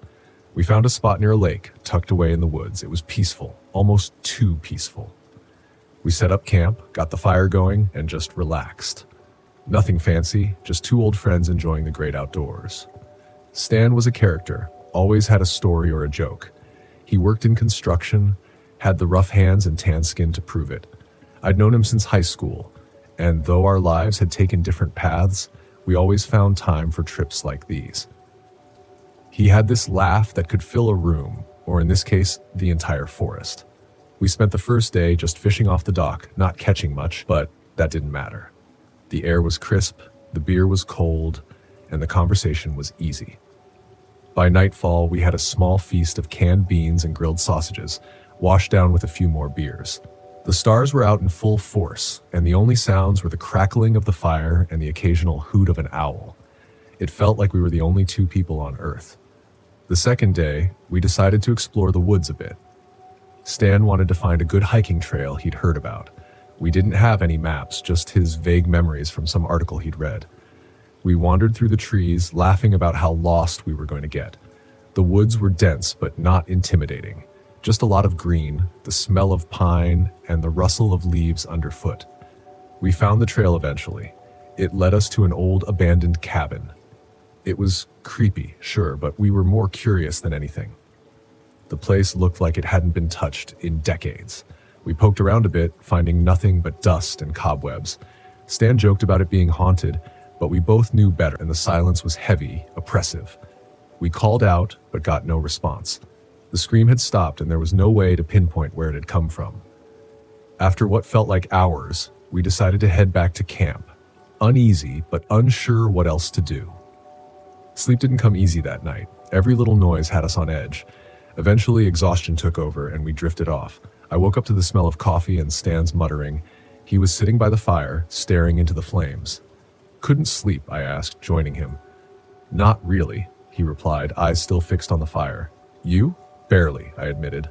"That scream, yeah." He finally looked at me. "Think we should check it out again?" "Maybe," I said. "But where do we even start?" We decided to retrace our steps from the previous night, hoping to find some clue we might have missed in the dark. The woods seemed less intimidating in the daylight, but the unease lingered. We walked in silence, our ears tuned to every sound. Then we found it. A patch of ground, disturbed. Dirt kicked up, and something else. "Blood," Stan said. "Not a lot, but enough to make our hearts race." We followed the trail, and that's when we saw it. A body. Partially hidden by the underbrush. It was a man, or what was left of him. His clothes were torn, and his face was unrecognizable. Stan turned away, retching. "Jesus," I muttered, feeling my stomach churn. "What the hell happened here?" Stan wiped his mouth, his face pale. "We need to get help." We hurried back to camp, grabbed our phones, and called the local sheriff. It took them a while to get out there, the area being so remote. When they arrived, they took our statements, asked a lot of questions we didn't have answers to. They didn't seem surprised, which was unsettling in its own way. Let me know if you'd like this formatted as a document, or if you want to build on the story. It's got a great suspenseful vibe.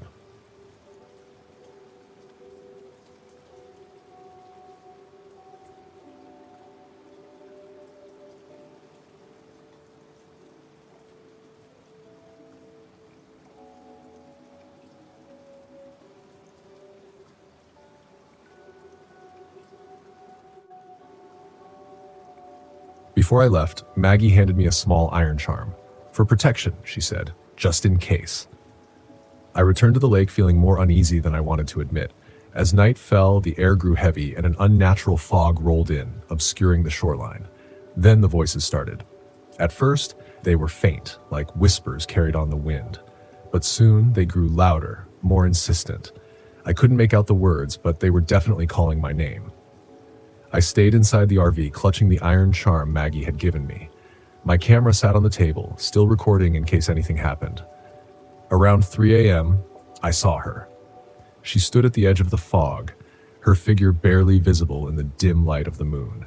Her dress was tattered and dripping wet, her hair hanging in clumps around her pale face, and her hollow, empty eyes were fixed on me.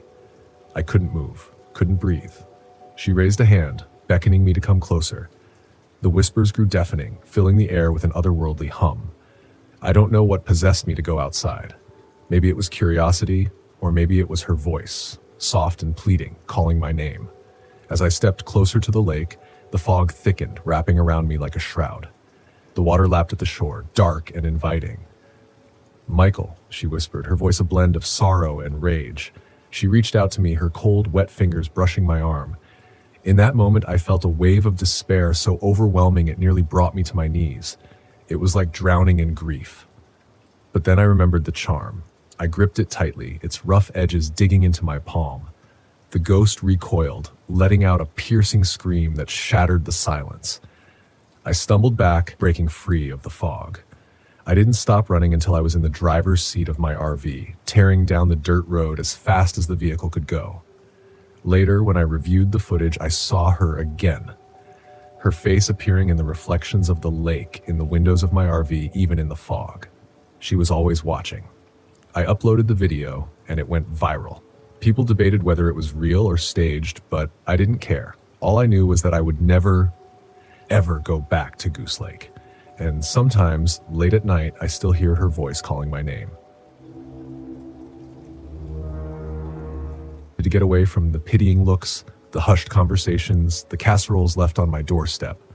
People meant well, but every act of kindness reminded me of what I'd lost.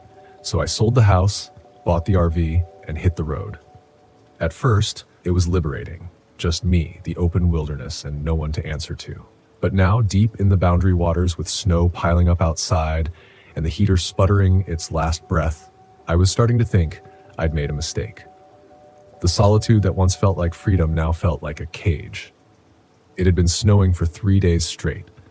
My RV was parked on the edge of a frozen lake, surrounded by a dense forest of pine and birch. The silence was oppressive, broken only by the occasional howl of a wolf or the groan of ice shifting under the snow. I'd chosen this spot for its isolation. No cell service, no people, just me, my thoughts, and the wilderness. But the reality of winter camping was harsher than I'd anticipated. The cold seeped into every crevice of the RV, and the wood I'd gathered for my campfire burned faster than I could replenish it. The first strange thing happened on my second night. I was outside gathering snow to melt for water when I noticed the claw marks. They were etched into the bark of a tree near the RV, deep and deliberate. I frowned, running my gloved fingers over the grooves. Too large for a wolf or a bear. Maybe the previous camper had a dog, I told myself, but the thought didn't sit right.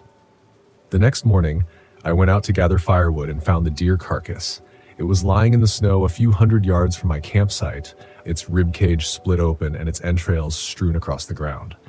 The strangest part was that no meat had been taken. The kill was fresh, the blood still glistening, but whatever had done this hadn't eaten a bite. Tracks surrounded the carcass, humanoid, but with long, clawed toes that sank deep into the snow. My stomach turned. Wolves, I muttered, though I didn't believe it. Wolves don't leave kills untouched. That night, I locked the RV door and kept the fire burning until I fell asleep. The dream started on the third night. In the dream, I was walking through the woods, the trees twisting and groaning around me. The air was bitterly cold, and the snow crunched underfoot. A shadow moved ahead, gaunt and skeletal, with glowing yellow eyes that pierced the darkness. "Ethan," it whispered, its voice like wind through dead leaves. "Ethan, you are not strong enough. Let me know if you'd like help with formatting, rewriting sections, or continuing the story. This is creepy in all the right ways."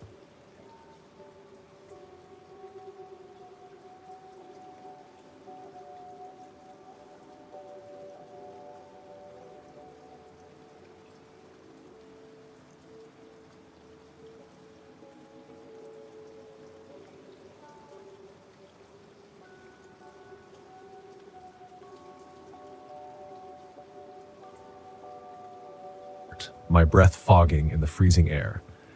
My heater had given out during the night, leaving the RV an icy tomb. I scrambled out of bed, my hands shaking as I relit the camp stove. When I opened the curtains, I saw footprints in the snow. They led from the edge of the forest to my RV, circling it in a tight spiral before disappearing back into the trees. My heart pounded in my chest. By the fourth day, my food stores were dwindling. I'd rationed carefully, but something had raided my supplies overnight. Packages of dried meat were scattered in the snow, their contents shredded and uneaten. My gas canisters for the backup stove were missing. I searched the RV from top to bottom, but there was no sign of them. The whispers started that afternoon. I was chopping wood when I heard it, a low, guttural growl followed by a voice calling my name. Ethan. I froze, my breath visible in the frigid air. The voice was soft, almost melodic, but it sent a chill down my spine. I turned in a slow circle, my axe gripped tightly in my hand. "Who's there?" I shouted. The forest stared back at me, silent and indifferent. That night, I saw it. I was sitting by the fire, my axe within reach, when I felt the hairs on the back of my neck stand on end. I looked up and saw it standing at the edge of the trees. It was tall, emaciated, and unnervingly silent. Its skin was stretched tight over its bones, mottled with patches of frostbitten flesh. Antlers jutted from its skull, their jagged tips catching the firelight. Its eyes glowed yellow, unblinking. I reached for my axe, but the creature didn't move. It just stared at me, its breath fogging in the cold air. "Stay away," I whispered, my voice trembling. The Wendigo tilted its head as if considering my words. Then, with unnatural speed, it darted forward, stopping just short of the fire. Its clawed hand reached out, dragging across the RV's window, leaving deep gouges in the glass. I stumbled backward, falling into the snow. When I looked up, it was gone. The next morning, I found an old book buried in one of my storage bins. It was a collection of local legends, something I'd picked up at a roadside shop during my travels. There is to invite the Wendigo into your soul. That night, the Wendigo came closer. I fortified the RV as best I could, piling firewood around the perimeter and keeping my torch within reach. The whispers grew louder, filling the air with their mournful cadence. "Ethan," the Wendigo hissed, its voice seeping through the walls. "You are weak. You will not survive." I clenched my hands into fists, trying to block it out. "Shut up," I muttered over and over. The fire outside roared, but the heat felt fragile against the encroaching cold. The Wendigo appeared again, its skeletal frame illuminated by the flames. "You are alone," it whispered. "You have always been alone." I grabbed the torch and stumbled outside, my breath coming in short, panicked gasps. "Leave me alone," I shouted, thrusting the flames toward the creature. The Wendigo recoiled, its body flickering like a shadow in the firelight. For a moment I thought I'd driven it off. Then it lunged. The next moments were a blur. The Wendigo's claws raked across my arm, sending me sprawling into the snow. Pain shot through me, hot and sharp, but I didn't let go of the torch. I swung it wildly, the flames licking at the creature's frostbitten skin. It shrieked, a high, keening wail that pierced the night. The fire roared higher, embers scattering into the darkness. The Wendigo retreated, its glowing eyes fixed on mine. "This is not over," it hissed, then disappeared into the trees. Changes made, capitalized Wendigo for consistency as a proper noun.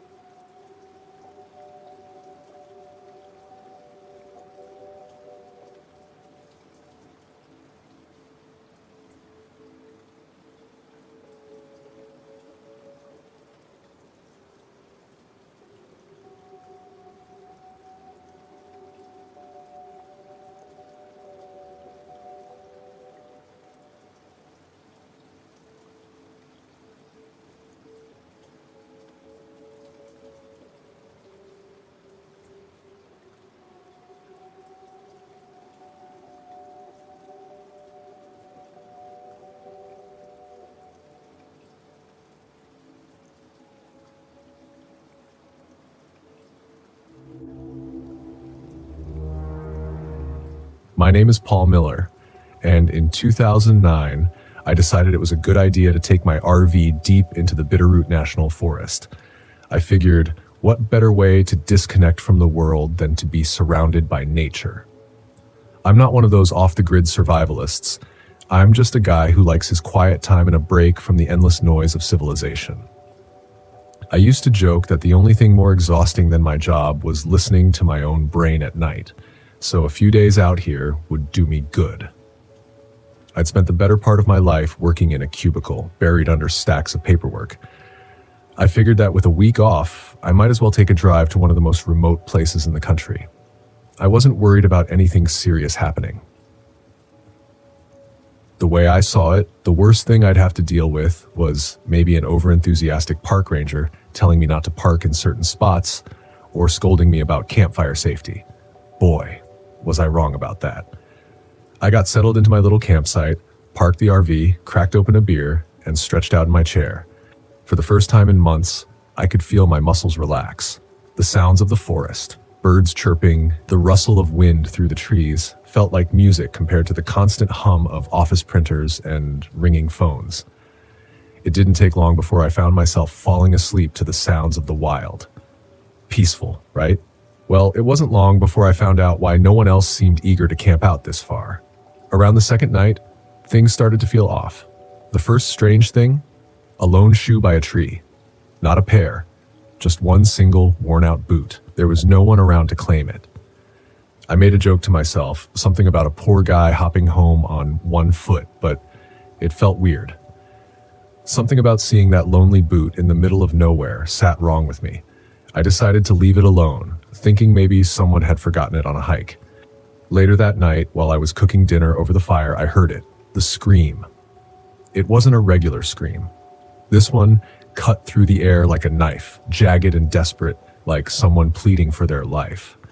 My first instinct was that it was probably some animal. You hear all sorts of weird sounds in the forest at night, and people often mistake wildlife for something more sinister, but the scream came again. And again. Each time it sounded less like an animal and more like someone in serious trouble. I grabbed my flashlight and started walking toward the direction of the noise, my heartbeat pounding louder than my footsteps with each step. That sound, the crying, the shouting, grew more distant. By the time I was deeper into the woods, I realized how isolated I really was. The campsite and RV were far behind me, the dim light of my fire just a tiny flicker through the trees, and still that screaming kept going. Then I saw something, or rather someone, moving through the trees, maybe 30 yards ahead of me. I could barely make out a figure in the low light. They weren't running, but walking fast, darting between the trees. I shouted to them, asking if they needed help, but they didn't respond. They just kept moving. So, like an idiot, I kept following. Eventually, I got close enough to see him. Dirty, thin, his clothes ripped like he'd been living in the woods for weeks, maybe longer. His face was gaunt, and his skin looked like it hadn't seen a shower in months. He was carrying something in his hand. A knife. No, something sharp, jagged. It was hard to tell in the dark. Then the screaming stopped. Everything went quiet. It was the kind of silence that sits heavy on your chest, like the whole world was holding its breath. He turned to look at me just as I came up from behind a tree. That's when I saw the blood. His hands, his clothes, they were stained thick and fresh. He didn't seem bothered that I'd caught up with him. He didn't even try to run. He just stared at me like he was waiting to see what I'd do next. His eyes, though I promised I wouldn't mention them, had a look I couldn't shake, dead inside. I froze. I wanted to run, to scream, to do anything but stand there like a deer caught in headlights, but my legs wouldn't move. I managed to choke out, "What the hell did you do?" He tilted his head like a dog hearing a strange sound, and then, in the most casual tone I've ever heard in my life, he said, "You hear them too?" I wasn't sure what he meant by them, but I didn't care to ask. Now, most people in this kind of situation would probably do the smart thing, turn around and get the hell out of there. But I wasn't thinking clearly. I was standing face to face with a man who had clearly just done something awful. And for some reason, my brain was stuck on one thought. Is he alone? Was he part of something bigger, some group of psychos living out here in the wilderness? Then, without warning, he lunged at me. I barely managed to jump back, my flashlight clattering to the ground. He swung whatever was in his hand, an old rusted machete, I think, and missed me by inches. My instincts finally kicked in and I turned and ran. I could hear him chasing me, his footsteps fast and relentless behind me, but something weird happened.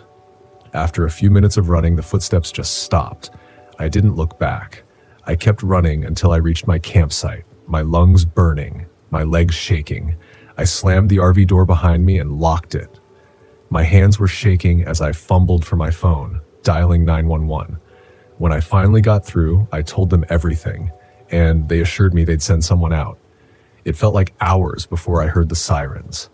When the rangers and local deputies showed up, I was ready to believe they'd think I was crazy, some out-of-towner rattled by the isolation of the woods. But they didn't. They didn't even look surprised. They took me to a nearby ranger station for questioning, and that's when I found out why. I wasn't the first one to encounter this guy. Apparently, for years, campers had been disappearing from the area. Some had been found mutilated, others never seen again. They had a name for him, Marcus Gray. Gray used to be some kind of survivalist, a loner who'd lived in these woods for years. After his family died in a car accident, he'd just snapped. He'd been living off the land, attacking anyone unlucky enough to wander too far into his territory. And those screams I heard, the police had been hearing them too. They'd set up searches, but no one could ever find where he was hiding, until that night. They eventually found Gray the next day hiding in an old abandoned cabin deep in the woods. His machete was still stained, and so were the walls of the cabin. He wasn't alone when they found him. There were bodies, 3 of them, strewn around the cabin like forgotten dolls. People who had gone missing weeks before ever showing up. They shot him when he tried to attack the officers. Marcus Gray was dead. But the real kicker? Turns out the guy didn't kill for any logical reason. He just did it. Some part of his mind broke all those years ago, and he decided to take others with him into that abyss. There was no big conspiracy, no hidden agenda, just a broken man doing awful things. As I packed up my RV and left the next day, I couldn't help but think about what the rangers told me. If you hear screaming in the woods, run the other way. Guess that's one piece of advice I'll never ignore again. I remember that trip like it was yesterday. Took the RV up to the Ozarks, me and my buddy Stan. We were looking for a quiet place to fish, maybe drink a few beers and shoot the breeze. We found a spot near a lake, tucked away in the woods. It was peaceful, almost too peaceful. We set up camp, got the fire going, and just relaxed. Nothing fancy, just 2 old friends enjoying the great outdoors. Stan was a character, always had a story or a joke. He worked in construction, had the rough hands and tan skin to prove it. I'd known him since high school, and though our lives had taken different paths, we always found time for trips like these. He had this laugh that could fill a room, or in this case, the entire forest. We spent the first day just fishing off the dock, not catching much, but that didn't matter. The air was crisp, the beer was cold, and the conversation was easy. By nightfall, we had a small feast of canned beans and grilled sausages, washed down with a few more beers. The stars were out in full force, and the only sounds were the crackling of the fire and the occasional hoot of an owl. It felt like we were the only 2 people on Earth. The second day, we decided to explore the woods a bit. Stan wanted to find a good hiking trail he'd heard about. We didn't have any maps, just his vague memories from some article he'd read. We wandered through the trees, laughing about how lost we were going to get. The woods were dense, but not intimidating. Just a lot of green, the smell of pine, and the rustle of leaves underfoot. We found the trail eventually. It led us to an old abandoned cabin. It was creepy, sure, but we were more curious than anything. The place looked like it hadn't been touched in decades. We poked around a bit, finding nothing but dust and cobwebs. Stan joked about it being haunted, but we both knew better, just an old shack, forgotten by time. By the time we got back to camp, the sun was setting. We were tired, but it was a good tired, the kind that comes from a day well spent. We settled in for another night around the fire, feeling content, and then we heard it, a scream. Not an animal, but a human scream, somewhere off in the distance. It was faint, but unmistakable. Stan and I looked at each other, the laughter gone from our faces. We weren't sure what to do. We couldn't just ignore it, but we also didn't want to run blindly into the woods. We grabbed our flashlights and headed toward the sound, cautiously. The woods at night were a different beast. Every shadow seemed to move, and the silence was heavy, oppressive. We called out, but got no response. The scream had stopped, and there was no way to pinpoint where it had come from. After what felt like hours, we decided to head back to camp, uneasy but unsure what else to do. Sleep didn't come easy that night. Every little noise had us on edge. Eventually, exhaustion took over, and we drifted off. I woke up to the smell of coffee and Stan's muttering. He was sitting by the fire, staring into the flames. "Couldn't sleep?" I asked, joining him. "Not really," he replied, eyes still fixed on the fire. "You?" "Barely," I admitted. "That scream, yeah," He finally looked at me. Think we should check it out again? Maybe, I said. But where do we even start? We decided to retrace our steps from the previous night, hoping to find some clue we might have missed in the dark. The woods seemed less intimidating in the daylight, but the unease lingered. We walked in silence, our ears tuned to every sound. Then we found it. A patch of ground, disturbed. Dirt kicked up, and something else. Blood, Stan said. Not a lot, but enough to make our hearts race. We followed the trail, and that's when we saw it. A body. Partially hidden by the underbrush. It was a man, or what was left of him. His clothes were torn, and his face was unrecognizable. Stan turned away, retching.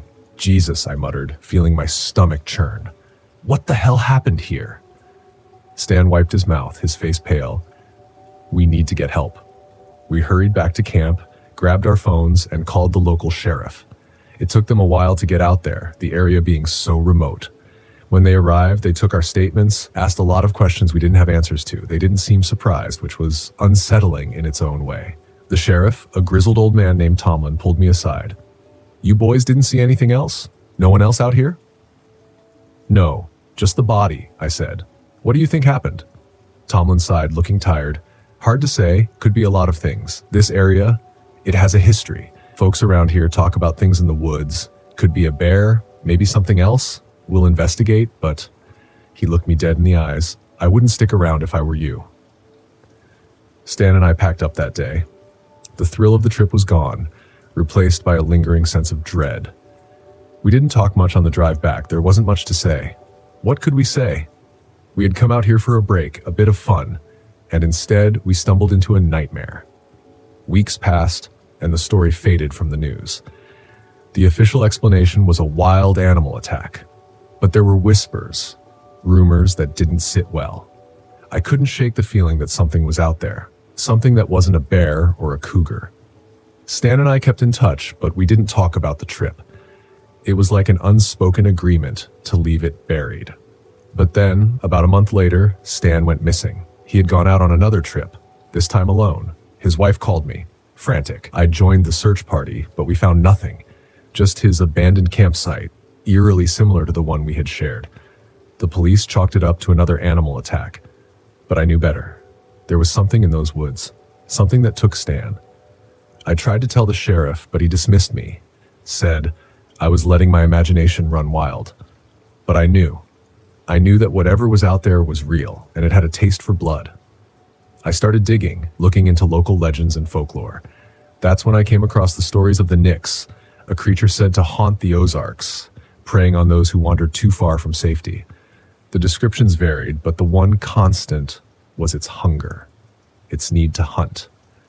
I don't know if I believe in monsters, not in the traditional sense, but I believe there's something out there, something that took my friend, and I'll keep looking until I find it, or it finds me. Because one thing's for sure, the Nix is real, and it's hungry. I made only minor tweaks for clarity while preserving your voice and tone. I've always told myself I came out here to find peace.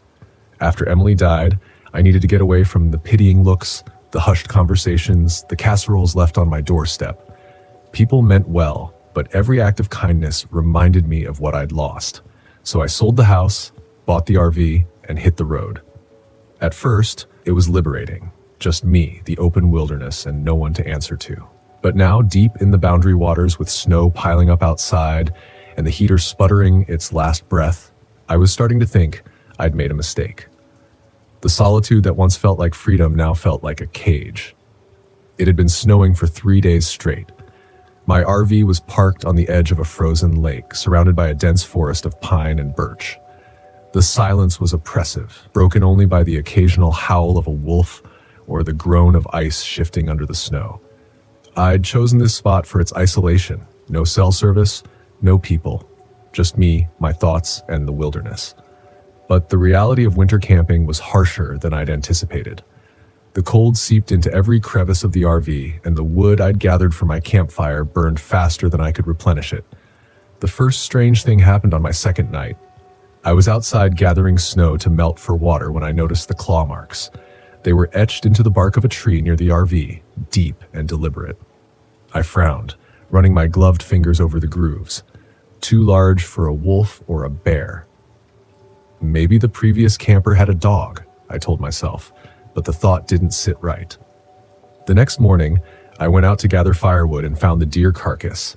It was lying in the snow a few hundred yards from my campsite, its ribcage split open and its entrails strewn across the ground. The strangest part was that no meat had been taken. The kill was fresh, the blood still glistening, but whatever had done this hadn't eaten a bite. Tracks surrounded the carcass, humanoid, but with long, clawed toes that sank deep into the snow. My stomach turned. Wolves, I muttered, though I didn't believe it. Wolves don't leave kills untouched. That night, I locked the RV door and kept the fire burning until I fell asleep. The dream started on the third night. In the dream, I was walking through the woods, the trees twisting and groaning around me. The air was bitterly cold, and the snow crunched underfoot. A shadow moved ahead, gaunt and skeletal, with glowing yellow eyes that pierced the darkness. "Ethan," it whispered, its voice like wind through dead leaves. "Ethan, you are not strong enough." I woke with a start, my breath fogging in the freezing air. My heater had given out during the night, leaving the RV an icy tomb. I scrambled out of bed, my hands shaking as I relit the camp stove. When I opened the curtains, I saw footprints in the snow. They led from the edge of the forest to my RV, circling it in a tight spiral before disappearing back into the trees. My heart pounded in my chest. By the fourth day, my food stores were dwindling. I'd rationed carefully, but something had raided my supplies overnight. Packages of dried meat were scattered in the snow, their contents shredded and uneaten. My gas canisters for the backup stove were missing. I searched the RV from top to bottom, but there was no sign of them. The whispers started that afternoon. I was chopping wood when I heard it, a low, guttural growl followed by a voice calling my name. "Ethan." I froze, my breath visible in the frigid air. The voice was soft, almost melodic, but it sent a chill down my spine. I turned in a slow circle, my axe gripped tightly in my hand. "Who's there?" I shouted. The forest stared back at me, silent and indifferent. That night, I saw it. I was sitting by the fire, my axe within reach, when I felt the hairs on the back of my neck stand on end. I looked up and saw it standing at the edge of the trees. It was tall, emaciated, and unnervingly silent. Its skin was stretched tight over its bones, mottled with patches of frostbitten flesh. Antlers jutted from its skull, their jagged tips catching the firelight. Its eyes glowed yellow, unblinking. I reached for my axe, but the creature didn't move. It just stared at me, its breath fogging in the cold air. "Stay away," I whispered, my voice trembling. The Wendigo tilted its head as if considering my words. Then, with unnatural speed, it darted forward, stopping just short of the fire. Its clawed hand reached out, dragging across the RV's window, leaving deep gouges in the glass. I stumbled backward, falling into the snow. When I looked up, it was gone. The next morning, I found an old book buried in one of my storage bins. It was a collection of local legends, something I'd picked up at a roadside shop during my travels. Flipping through its pages, I found a chapter on the Wendigo. According to the legend, the Wendigo was a spirit of hunger and greed, preying on those who ventured too far into the wilderness. It drove its victims mad, whispering their fears and failures until they gave in to despair. The book mentioned fire as a potential deterrent, along with the importance of resisting its psychological influence. "You must not succumb," the text read. "To fall into despair is to invite the Wendigo into your soul." That night, the Wendigo came closer. I fortified the RV as best I could, piling firewood around the perimeter and keeping my torch within reach. The whispers grew louder, filling the air with their mournful cadence. "Ethan," the Wendigo hissed, its voice seeping through the walls. "You are weak. You will not survive."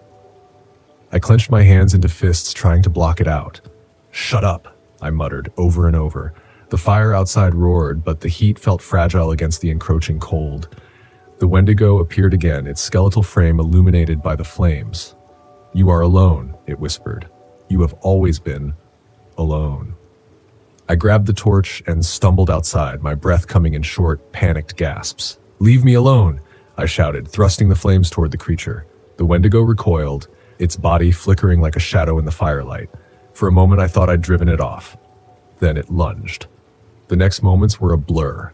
The Wendigo's claws raked across my arm, sending me sprawling into the snow. Pain shot through me, hot and sharp, but I didn't let go of the torch. I swung it wildly, the flames licking at the creature's frostbitten skin. It shrieked, a high, keening wail that pierced the night. The fire roared higher, embers scattering into the darkness. The Wendigo retreated, its glowing eyes fixed on mine. "This is not over," it hissed, then disappeared into the trees. I didn't sleep that night. By dawn, the snow had stopped, and the road out of the Boundary Waters was clear enough to drive. I packed up the RV with shaking hands, leaving behind most of my gear. As I drove away, the forest seemed to watch me, its shadows stretching long and dark across the snow. I haven't returned to the wilderness since. Even now, I hear the Wendigo's whispers in my dreams, a haunting reminder of the darkness that lurks at the edge of solitude. But I survived. For now, that's enough.